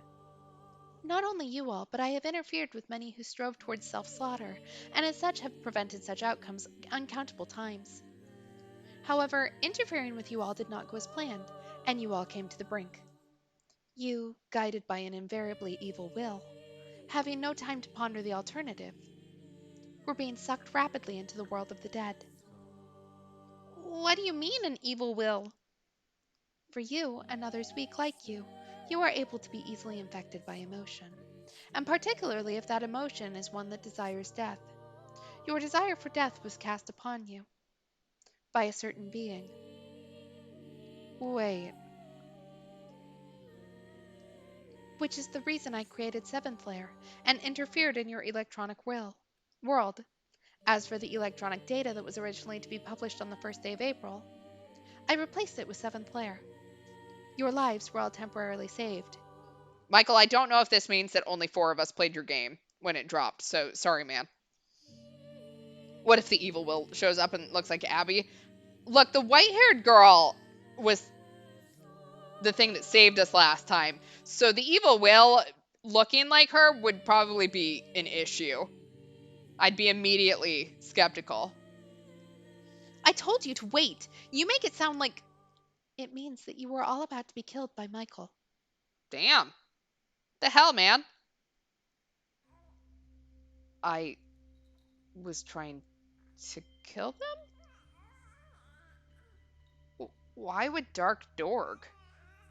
That can't be true. Michael, by some interpretations, made a masterpiece by channeling his own malice and desperation into Data. Those with the desire for death would have taken their own lives with the final push from his creation. That was the anticipated future for all of you. Wait, what do you mean? Why would I ever bring myself to do something like that? Don't just make up things as you go. I would never do something like that. Yes, as you are now, I believe you certainly would not. You are not evil at heart. If anything, you are much closer to a good Samaritan in nature. However, no matter how benevolent you may be, an overwhelming cause could lead you to fail. Did something happen to Giselle? A cause? I can't think of anything like that. What cause could there have possibly been? The cause was... Wait, Michael, don't listen to her. Damn, it's starting to come together now. Say no more, Fairy. You already saved it, so let's leave it at that. Just take us back to reality already. Hey, Amion? It's fine. You don't need to hear any more of this. Let's all get out of Seventh Lair together. No one's going into the forest of the suicidal. I cannot allow that. You who have attempted, or rather, should I say, you who desires suicide, you three may return home. But for the one who has already committed the act, you have no choice but to enter Seventh Lair. No, we already did it? Already? Michael Bollinger is no longer among the living. No! No! What? What? Yes, along with the game data infused with your death, you initiated the suicide of others. No way. Michael is dead? And the cause for your suicide became a powerful motivation for your final creation. And that ended up being a masterpiece, one that would influence others who had a similar desire for death. What could that be? To put it briefly, Stop it. Say no more. it was Stop it now, Fairy. the death of your lover. No, Giselle. No. Ugh. I had taken that memory from you temporarily. Which is why I took all the memories of the death of your lover as well. And now, I will return them to you. Ugh. Oh no. No, I'm not ready for this. Not Giselle. Oh, I see. That's why That's why you were getting so flustered just now. Right. Now I remembered. No. The hole in my memory, it's coming back. I had been talking with him about it for so long. From the time she collapsed up until her life was lost. About what I could do, or what I should do. Right up until she died. I depended on him. And now I remembered. I remembered why she sang the Song of the Fairy. I remembered it all. I'm so not ready for this. Don't make me relive this. After we officially became a couple, my lifestyle changed a bit. I didn't plan to quit making games, and I even felt like I was ready to make a good one. But I was also thinking about getting a real job. My intentions were good, but a 27-year-old with no reputable working experience couldn't just walk into a job in this world. So, after some thought, I started working a non-contracted job. What I chose was editing. This was probably because I felt a need to be part of a creative process. I slacked when it came to updating Ryom Heaven. Amion teased me for my being busy in the sack, and that may have been true to some extent. But the biggest reason was that I was quite busy with work, and the next game I wanted to make was a big one. I had trouble bringing my ideas into focus, but I wanted to make something Giselle would like. Going a step further, I wanted to base the game around her image, an illusory world that fit her captivating jade eyes. It would even be okay to make a game for her alone. Like some authors wrote specifically for their wife or child, a game creator could do the same. That intention could be the very thing I needed as a motivational force. What I thought of before was appearance or how the users would feel, but now I would only think of Giselle. It may take some time, but I felt like in 2013, I could make something good. That Christmas, I spent it with a lover for the first time in my life. Despite always having bagged on those stupid couples and their stupid relationships, being in that position now, I enjoyed it to the fullest and realized just how petty I was. To suit the season, many would reserve a fancy restaurant and then get maybe a lavish hotel afterwards, but we decided to stay local, only eating at a slightly better place than usual, then relax with a movie we rented at home. I liked the movie, The Umbrellas of Cherbourg, and she said she wanted to watch it with me. I didn't feel it was good to watch as a couple, so we went with The Young Girls of Rochefort. This was a great movie with scores from Michael Legrand. She enjoyed watching it the whole way through, and that made me happy. I was sure days like this would continue into the next year. All couples in love undoubtedly thought the same. You'd have to be truly twisted to think of anything else during a special day like this. It wasn't until a month later. I think most were still in the New Year's spirit. With a voice drenched in confusion, fear, and shock, she told me over the phone. They said that I have cancer. What? Huh? All that I could utter were perplexed grunts. Knowing what those words meant linguistically didn't mean that I understood them. No, I was refusing to understand. They found something when I had a test not long ago. What? Oh, wait, just hold on a minute. What does that even. She must have been terrified. She was the one in despair. She was the one trembling. I needed to be the strong one and say something to comfort her, but I was assailed by a sudden, limitless darkness, like all of the world had vanished. And what set in next was panic. But I'll be having surgery. It'll be okay. Her voice was the one trying to console, yet I was the one who needed to tell her it'd be okay. Yeah, right. It'll be okay. With modern medicine, it's not even a serious illness. That's right. I mean, look how shipshape I am right now. Yeah, that comes as a big shock. But yeah, let's be careful until you have your surgery. Get lots of sleep, eat well. Such the worrier. Her voice at the time didn't show a hint of sickness. It was the same as ever. While I could hear the shock and fear in her voice when she got the news, her body was as healthy as ever. It was nothing. I couldn't help but think that. I couldn't help but wish it. All the while with the weight of cancer looming over us. Seems to be cancer. I tried to believe in modern medicine, as if it were our savior. To start, young people aren't supposed to have major illnesses. She was still 21.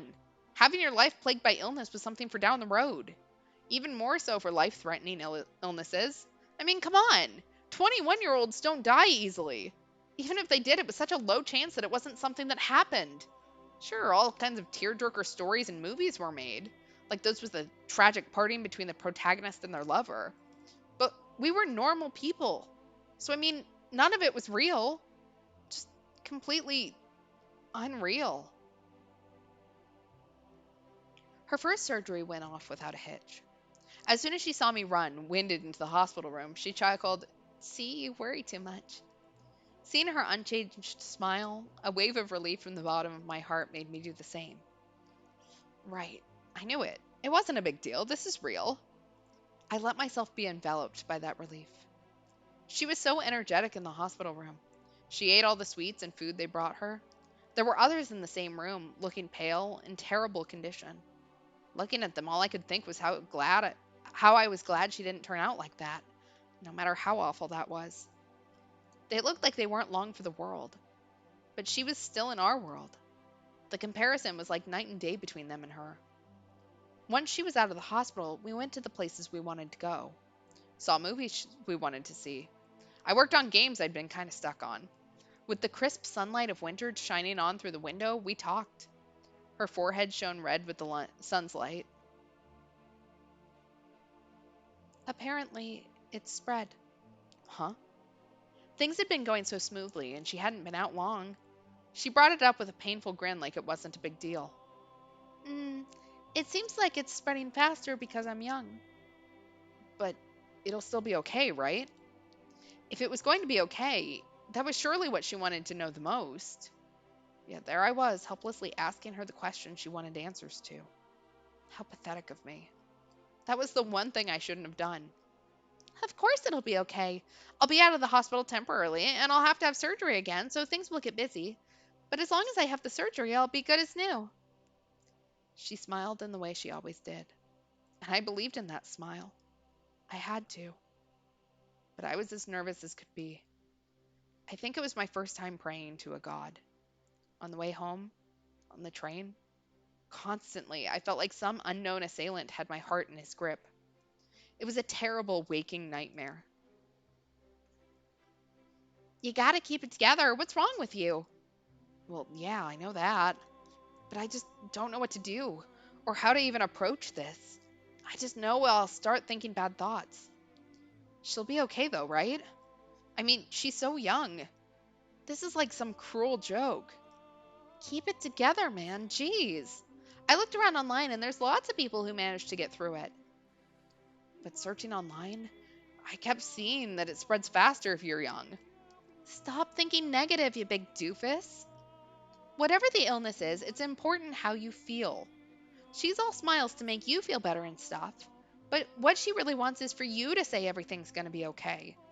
If you're not her support, then what the hell's she supposed to do? It's something only you can do.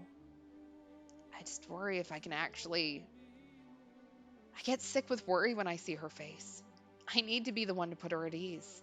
And I understand that so hard it hurts. But I'm self centered in the end. If she were to disappear, I'm not sure I could go on. Keep it together.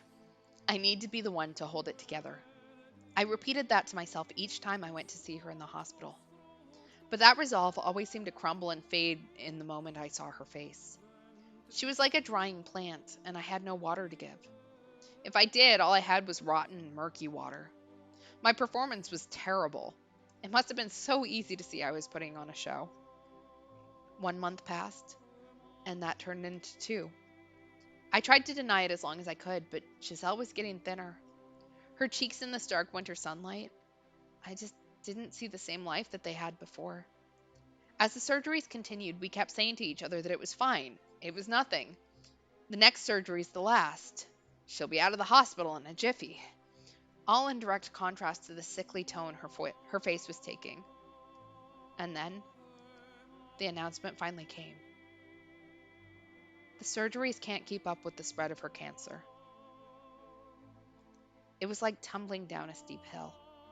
Neither of us had any idea that it would take a turn this fast. We had no chance to even process what was happening. The feelings of despair came like pounding rain, relentlessly. We had no idea how to resist it. Well, there was no possible way to resist it anyway. What do you think about a song? Our conversation had drifted to silence, which continued for some time. But she broke it with that question. A song? A theme song for Fairy House. If we have one, you can add it in with the next update. I felt like it was the first time in a while we had talked about games at all. Since she had fallen ill, I hadn't done anything to Ryome Heaven. I hadn't even looked at the forums. It felt odd yet melancholic to hear her even mention Fairy House. Why a song, though? Giselle had been clutching my hand the whole time. Her grip felt weak, as if all the life had drained from her fingertips.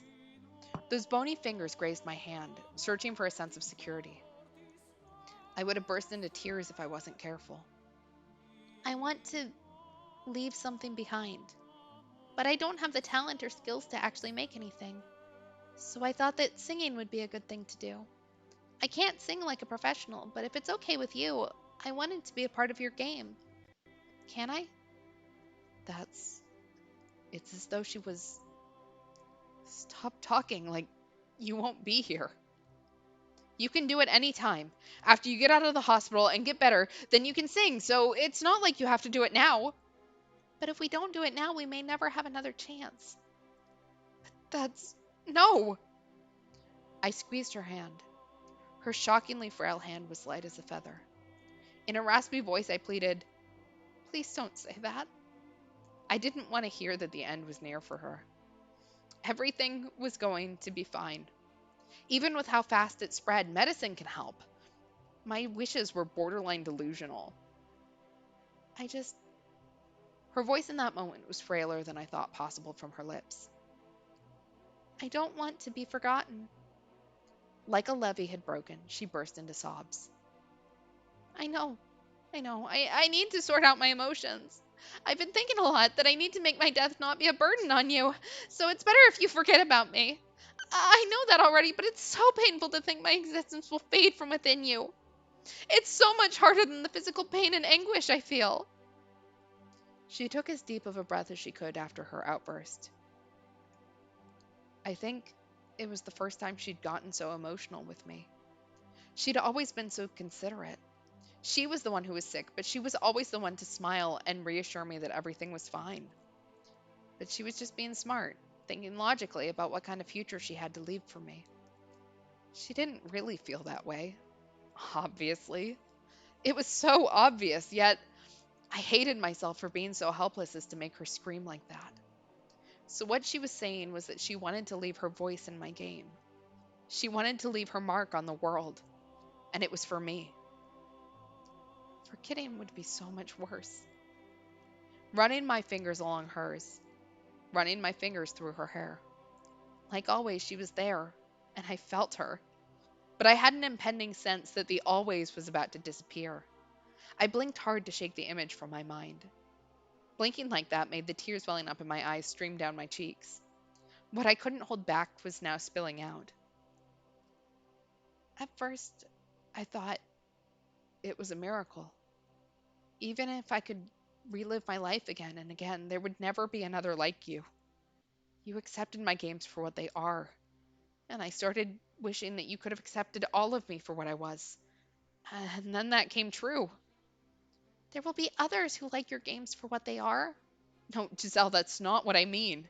I started wishing that it would be you, and that it would be you who accepted all of me. It had to be you. That was just how it was. Your words, every one of them, they were what saved me, both as a creator and as a man. Although, I don't think you exactly knew you were saving me. I had lived 27 years, never recognized by anyone. I felt like every corner I turned there was someone telling me I was worthless. But that person who gave worth and meaning to my life, the person who expressed love for me, the person who before I realized was my everything, I could never forget her. Even attempting to forget would have been impossible. It wasn't some temporary impulse either. I'm pretty sure it was a sense of certainty that only someone who had been a creator for so long could feel. To create something, there needs to be motivation, a driving force, and that had eluded me. But she finally filled that hole inside.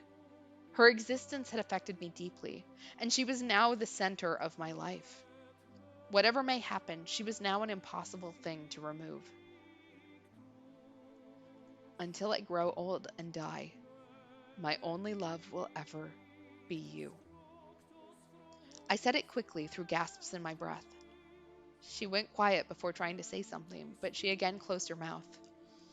I had a good idea of what she might have said, though. She wanted to tell me I was wrong, and I was sure she wanted to say it for my benefit. But I didn't want to hear that from her. I wanted her to understand I wasn't just saying this on an emotional impulse. After another long silence, she spoke again. It's like something from a storybook. She smiled somewhat jokingly, like always, but not quite. There were tears running down her trembling cheeks. We embraced to try and console our mutual despair. When our tears finally stopped, the sun was already low in the sky. Watching the fading sunlight out the window, I spoke again. What kind of song do you want to sing? I couldn't think of denying her request. Let's see. I think a gentle song would be nice. As if she were perfectly calm, she answered in a voice I knew all too well. A gentle song. That vague way of putting it actually suited her. The lyrics? Can I think of them for a bit? I nodded. It was the least I could do. The next day, I was supposed to record her singing. We couldn't sing in the hospital room, of course, so we used a grassy area outside to do it. She sat under the shade of a tree. I held up the best voice recorder we could manage to get. I waited for her to begin.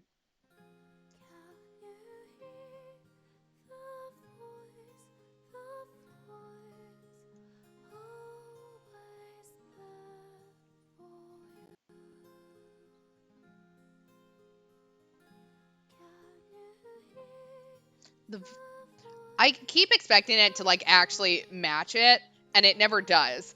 Um, can you hear the voice? The voice always there for you. The voice of fairy. Someday you shall be away, but her voice will never fade away, as memories have not gone away. Remember days I was with you, the days of warmth and peace. I shall send you the voice of a fairy through the song, and it shall reach you true. In the light that filtered, I'm so sorry, I'm about to cry. I've not. I'm surprised the base game didn't make me cry, but wow. All right, I got this. In a light that filtered onto her through the tree, she was beautiful, singing only above a whisper. She had no makeup on and wasn't dressed stylishly like when we went on walks. Her voice had lost its colorful vitality, and her hair seemed dry without its usual sheen. But even still, she was absolutely beautiful. I would have been fine with time stopping forever. How are you going to make the song? I don't know anyone who can make music, so I'll do it myself. Do you know how? I've never tried, but I'll do it. I'll do it just to show you that I can. I wanted to make an amazing game, using you as my inspiration. But I had always been talentless as a creator. I always dwelled on this and that, and got lost along the way. I don't think I'll end up making it a reality now. This was likely all I can do for you now. I didn't say that to her, though. I worked on the song constantly, almost without any sleep. I had never made even a single song before. I didn't know how to use the software. I couldn't read music. Even in music class, my grades were the worst. Music isn't a world someone can delve into without any knowledge. But despite all that, I was compelled to. I had no idea what I was doing, so I repeatedly checked each command I input. I placed a note and then played it. It would take me a whole day to make only 5 seconds of the song. While I worked, I would go visit her in Lyon as well. She started to worry about me as the lack of sleep showed on my face. Each day, her condition seemed to worsen. I was gripped with the apprehension that I needed to work faster. That went on for about 10 days. It was a simple song, just a minute long, but I had put my heart into it. I thought it sounded nice, and once it was ready, I hurried to have her listen. She was almost brought to tears. I think it's beautiful. Those were her words. And then, on February 14th, the updated version of Fairy House was released. It was version 2.2, the one with Roan in the lyrics. I released it into the void of the internet. I wanted any and all that would listen to hear her voice. I loaded it onto a large free game site as well, and some other sites I had overlooked until now. I wanted to get it out anywhere I could. The voice of a real fairy, and my creation. I wanted people to see it. As for responses, there were some. The song sucks. How do you play this game? Couldn't do it. It's already in the trash. This isn't worth releasing. What is this, karaoke? Why is there even a song? Piece of shit. Not even worth it for free. Hasn't he ever heard of mixing? Can you not delete the song? Pretty shitty. Why did I get my hopes up? Why did I think everyone would somehow magically appreciate this? Where did that lofty idea even come from? To think that strangers would understand what she and I had shared together. I was dreaming the whole time. Everything about the game was made according to my whims. No matter what course of events happened to make the song, nothing would get through to anyone. It fell flat. There were other, less harsh words, but what stuck with me were only the negative opinions. Yeah, and all that was just from JB. What an asshole. My heart seemed to churn in pain each time I read them, because it also seemed that they were denouncing Giselle too, along with me. My emotions inside seemed to swirl violently. Without knowing why, the strings of insults seemed to hammer into my skull. In that moment, I screamed through my rage-induced tears. How was it? Was there any reaction to it? With her eyes as full of hope as they were capable of, she asked me hesitantly. To that face, I couldn't possibly bring myself to tell her the truth. I couldn't tell her of the heartless words I'd seen. So, with as convincing of a fake smile as I could muster, I told her, everyone said it was really good. I'll never forget her unabashed smile in that moment. But the emotions inside me, black and bubbling like a festering wound, that didn't go away. Giselle, as if she had finished all that she had left to do, passed away a few days later. Like a dying flower dropping its last petal, it happened so fast. Seemingly the instant the cancer had been discovered, she had disappeared from my side. I had been emptied. There was now a voice within me, as if the root of everything inside of me had been yanked up and discarded. The outer husk that was me seemed to be there and alive, but inside was nothing but darkness. I had no motivation to do anything and quit the job I had finally started. I was in a daze, forgetting to eat and sleep. I started up my computer and Skype started automatically, showing that I had messages from Emion. The icon flashed with a notification. I couldn't reply. Even that was too difficult for me. I deleted the entire application from my computer. After that, about a month passed. The passage of time was more or less lost on me, and days and nights passed languidly in my dark, locked room. I opened my computer, as that was the only instinct that seemed to still function. I took a look at Ryome Heaven for the first time since she died. There were some posts on the forum from the regulars, but nothing about it felt like the old days. No new game yet, eh, Dark Dork? How long you gonna keep slacking, you quack? Hurry and give us something. One of the regulars. All I could do was give an empty chuckle. A new game? Even though I have nothing left? Even though I have no energy to even think? Even though if I released something, you would just bash it as lame and boring? Even though you would toss it right in your trash folder? Who are you to order me to make a game anyway? She's gone! She was the only reason I was gonna make another game. Time to stop. Just stop. Stop everything. If I'm unable to make anything, then the being formerly known as a creator is finished. I can't even find value in the act of existing anymore. Even breathing felt heavy. Knowing I would never look at it again, I motioned to close the site. But just then, I noticed one of the comments. So what? Did he die or something? Once I saw that, I felt something immeasurably dark emerge inside me. I don't think it was rage towards that one particular poster. It was the retaliatory malice of a creator to every gamer out there. It was something that should not have been. They were free of sin. They did nothing wrong. Some players downright nice. But knowing that in my head did nothing. My emotions were now in control. That's why I replied. My mind had been made up, and it couldn't be changed. I was no longer rational. It was as if I was possessed by a demon. I'll have a new release on April Fool's. Why did I get the urge to do that? Did I just want to do something sinister to them? Did I want someone to comprehend a single fraction of the loneliness and anger I was feeling? Did I want them to feel the same as I did? Did I want to crush their spirits as mine had been? I felt like all of those hit the mark, yet missed completely. The only thing I knew for sure was this immense pain for one single man. It was far too heavy of a burden to bear.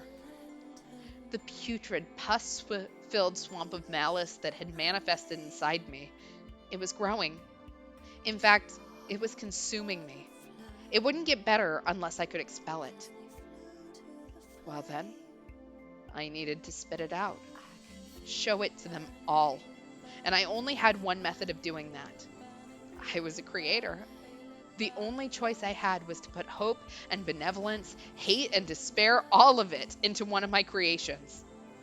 Will you all laugh when you see this? Will you shower me with snide chuckles, insults, pity, or disgust? Or will my despair pierce through you in a meaningful way? I wouldn't know how it would play out.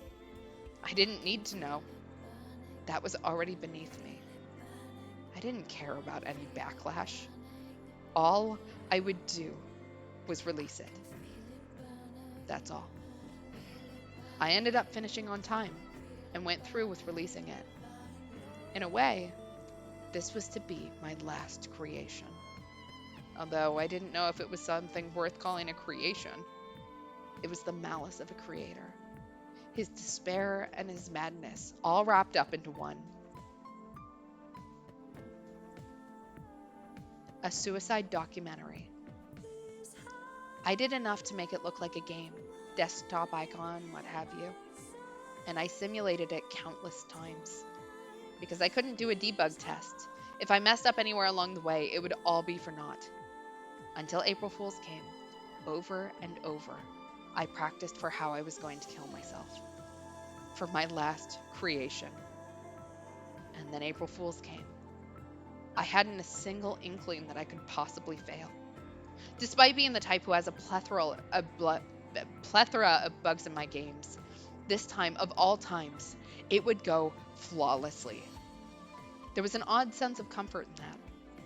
I sat before the camera. I synced my computer up so I could post it immediately. I pressed my left arm firmly against the desk so it wouldn't slip. I raised the knife, and with enough force to possibly cleave my wrist off, I brought it straight down. The pain was intense, so much so that I wanted to scream. So much so that I almost lost consciousness. Oh yeah, the YouTube upload of this is, I'm gonna make sure that there is a trigger warning on this one. I assume if you're sticking around now, you have hit the trigger warning already. But if you have not, and you are triggered by suicide, please leave. I will recap it all next time, I promise. But if I did scream, and off the off chance someone barged in, this would end in failure. I bit down on my lip to keep my voice low, but even then I groaned like a dying beast. I found myself thinking that it would be more real to have at least some screaming. I was used to making a build of a game. I could easily do it before I passed out. In my dazed brain, slowly draining of blood, I lined up the video. I compressed the file. And then I uploaded my final release to Ryome Heaven. It was what I wanted, to unleash my spite. That was the truth.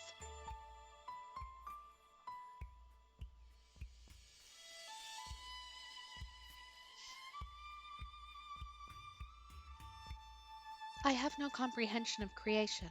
However, at observing at length these beings called humans, I have come to an understanding. When humans create a masterpiece of some kind, there is a powerful source of motivation behind it. For all of the games that Michael had made up until this point, a powerful motivation did not exist for it. Although for this fairy house game that I am borrowing, there were powerful thoughts behind it, yet it was no masterpiece. A true masterpiece doesn't ask permission to move people. Stop it! What? What masterpiece? You keep saying that word over and over again. Move people to death? What kind of masterpiece is that? You can't call that a masterpiece. That would be just a painful heap of despair. Michael, hey, say something.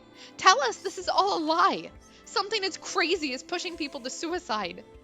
You would never do that, right? Michael! I don't know if I was trying to push people, but it's the truth. Michael! I tried to distribute a game that was infused with my own death. And in that, there was malice indeed. I remember everything. The pain at the time, the loss, and the spite and hate building inside me. The desperation and madness. It's all true. The fairy house song. I didn't talk bad about it. The one who was bashing it was JB. That's not... No, Dork, that it wasn't how I really felt. I never knew your story. I didn't know. If I did, I wouldn't have... I know that. No, I've come to know that. Talking to you two directly, knowing what kind of people you are, and knowing what you think of me. But at the time, in that moment, I didn't know that. You two and a lot of others, I wanted to drag you down with me. Aid, I called him a murderer, yet I was trying to be one myself. So that's how it was. Michael, you're not a killer. If the fairy here hadn't switched it out at the last second, I would have been... But still, even still, you're not a killer. No, you're the opposite. I always hated myself so much. Everything was a facade. I couldn't even make friends. I tried to act positive on the internet, but in reality, I can't even look someone in the eye. I was so sure that no one would ever be my friend. The only one who was on my side was my imaginary big brother. But it wasn't the case. Even after knowing what I did, you reached out to me and saved me. The things I wrote on Ryome Heaven, it may have seemed like I was just causing hardships for everyone. But something about that place told me it was okay to be there, so I made it my home. It was fun for me. And this role-playing experience here in 7th Lair, it was fun too. I think I was saved also. How odd. Will you not denounce him? Thinking back to the cause of all of this, Michael is the perpetrator. You are now aware of his heinous behavior and the depths of his insanity. Denounce him? What is wrong with you? How could we attack Michael for this after what we've heard? If you had not met face to face and he had initiated your suicides through his electronic work, do you think you could say the same thing? Sophistry is unnecessary. Is it not more important what we think of him now? I see. Indeed, the ebb and flow of human emotion is something that I cannot fully decipher. Initially, one reason I switched in 7th Lair was to save you temporarily, in order to judge whether you truly had any intention to commit suicide. Seeing how you are acting now, that may not have been necessary. Your transition emotions portends a very positive outcome. However, as for him, Michael, he cannot return to reality. I can return a spirit to living flesh, but nothing can be done for a corpse.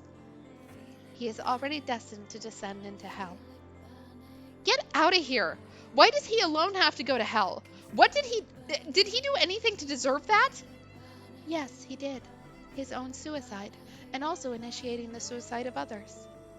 This sin carries a severe penalty. No, Don't say that. Please, I'm begging you.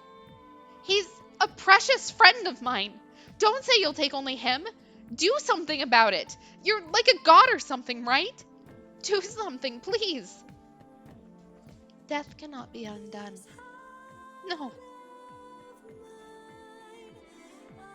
Now, the time of reckoning. I shall ask you three formally.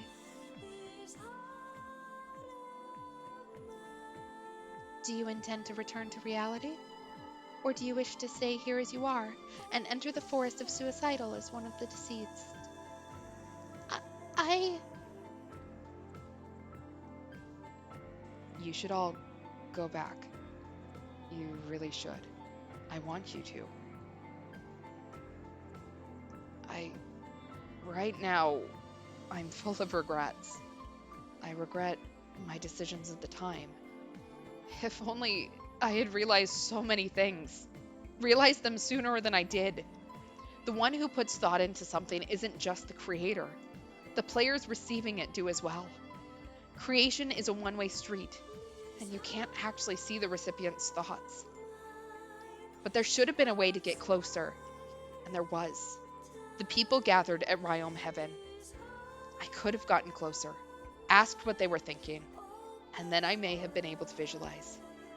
I may have been able to see what was behind the text. Thank you for the time check. I should have tried to know who you were before I made something as heinous as I did. Your true selves. Please, return and be friends from here on. And please continue to live your lives. It's fine. I will be the one to harbor these regrets now. I won't. Amion. I said I won't, Michael. There was one more thing that I was keeping from you. I said just before that I made my game for a girl that I liked. I was talking about Giselle. Oh my god, you were right! What? I made it for her. I had feelings for her some time ago. Or some time now. And I was the one who told her about your games. The friend she mentioned all the time. That was you. We were both right! Yay! Yeah, it was. I didn't want to imagine her ever in a relationship with someone else. With another man. Even though I knew that time would definitely come, I wished so badly for it to never happen. I wanted her all to myself. But I knew that was unfair of me, and I was kind of pinned between those conflicting emotions. But then it occurred to me, if it was you, I could let you have her. If you were her boyfriend, with me one step back, I could essentially keep watch over her with a smile. Anyway, that's how it is. I thought of you as one of a kind friend. I had never met you or even seen your face, but you were a valuable enough friend that I could pass the girl I loved over to you. Amion. And now, my friend and the girl I loved, I've lost you both. Continuing on now would be impossible. I can't accept that reality. Is that so? Then you are saying you too will enter the forest of the suicidal? Yes, No! You can't. You absolutely cannot. And why not? How selfish can you be to force me to live on my own? Yeah, I know. I know I'm just being selfish. And I know I'm in no position to force you. But even still, I want you to live. In death, nothing matters anymore. We both get to disappear and not worry about anything anymore forever. Is that so wrong? You won't need to concern yourself with me. Everything will be gone. No. Leave something behind. You can do it, and you have the talents to do it. Do you remember our argument from before? I told you that even if a lot of people have something, you can't say it truly exists if it doesn't stay within their hearts. I did say that. Yeah, you did. But like you said, that was only a way for me to tell myself I was in the right. My own works aren't received by the masses, but I kept wishing that they had more meaning, at least more than things that the masses liked. But in the end, I think think a lot of the things people enjoy definitely do have meaning. I'm sure that if the game wasn't made with her in your heart, no one would have thought that was a fun game. Because there was that driving force behind its creation, it became one that people talked about. But I no longer have that inspiration anymore. She's no longer here, and you're. But there is. Your own conflicts. You have yet to express those. If you can't speak of them or show them in your attitude, then infuse your creations with them. You have the ability to materialize your desires. I know you have that talent. Don't err in the way to express yourself. I know you can walk a better path than I did. You can't just say that and expect. A long time ago, you told me something. You need to struggle in order to strive. Well, I'm throwing those words right back to you now. Struggle and strive in your creations. That's my request to you now. I couldn't do it, but I think that you can. I want you to let me entrust that hope to you. Emion, you and I think we were good friends. Damn, you just say what you want. You foolish, selfish, lost cause of a man. Even in our chats, you were always wishy-washy, immediately turning negative on everything, and to top it off, you off yourself? You... Amion. Listen up, Michael. I'm gonna make something so huge that it'll reach you at the depths of hell. And I'll keep living my unstable life, and I'll die a ridiculous death myself and go to hell. And when I do, you tell me what you thought about it. Yeah, you bet I will. You stupid idiot. Emion groaned those final words to me, then turned away and walked towards the others, displaying his intention to return to the other side. And the fairy? No, the retainer of God then spoke slowly. So you have decided? Yeah. Yeah. It's done. Now then, you all shall return to reality and face yourselves in everyday life. You must not let yourselves make a decision that will lead you to hell. The ones to return shall pass through this door. She then lifted a single bony finger, and in the darkness of the room, a door appeared. That door! God damn it! The mansion never disappears! Her finger then pointed straight, urging the three of them on. Dark? No, Michael. I had fun getting to know you, and you definitely saved me. So I don't really know what to say, but I won't ever forget you. There's a lot of things I won't forget. Thank you. And take care of yourself. We have to part too soon after becoming friends. I wanted to have deeper talks with you. We could have drank and griped about this and that. I think we could have had some fun times. And I feel bad for hurting you. My actions weren't against you individually. You don't need to apologize anymore. So we're really leaving you now. Honestly, it doesn't feel real yet. But if you now remember that you actually ended your life, then I guess yeah. Goodbye, Dark Dork. Goodbye, Jacopo. No, let me do the same. Goodbye, JB. Yeah. Hey, is this really okay? Huh? You're gonna descend into isolation. Are you really okay with that? If you feel like you need a companion in this, I can go with you, you know? It's mean to pose that question. I wouldn't ask that. I see. Okay. I guess it's goodbye. But remember what I said. Until we meet again. The three of them turned their backs and started towards the door she indicated. As they stood before it, a bright light enveloped them. I squinted to endure it, And when that light had receded, the three of them were nowhere to be seen. So they're gone. I'm going to end here. I have like half a mind to wonder whether we're getting close to the end, so it may be a really short stream next time. But I think this is a good enough place to end. Now that they're gone, we'll see what Michael's getting into next. And maybe next time I won't cry on stream. Apologies for doing that. Great. So next stream is Sunday, 10 o'clock Eastern, 7 o'clock Pacific. I have no other announcements, so thanks so much for hanging out. And be back on Sunday. Have a good night, all.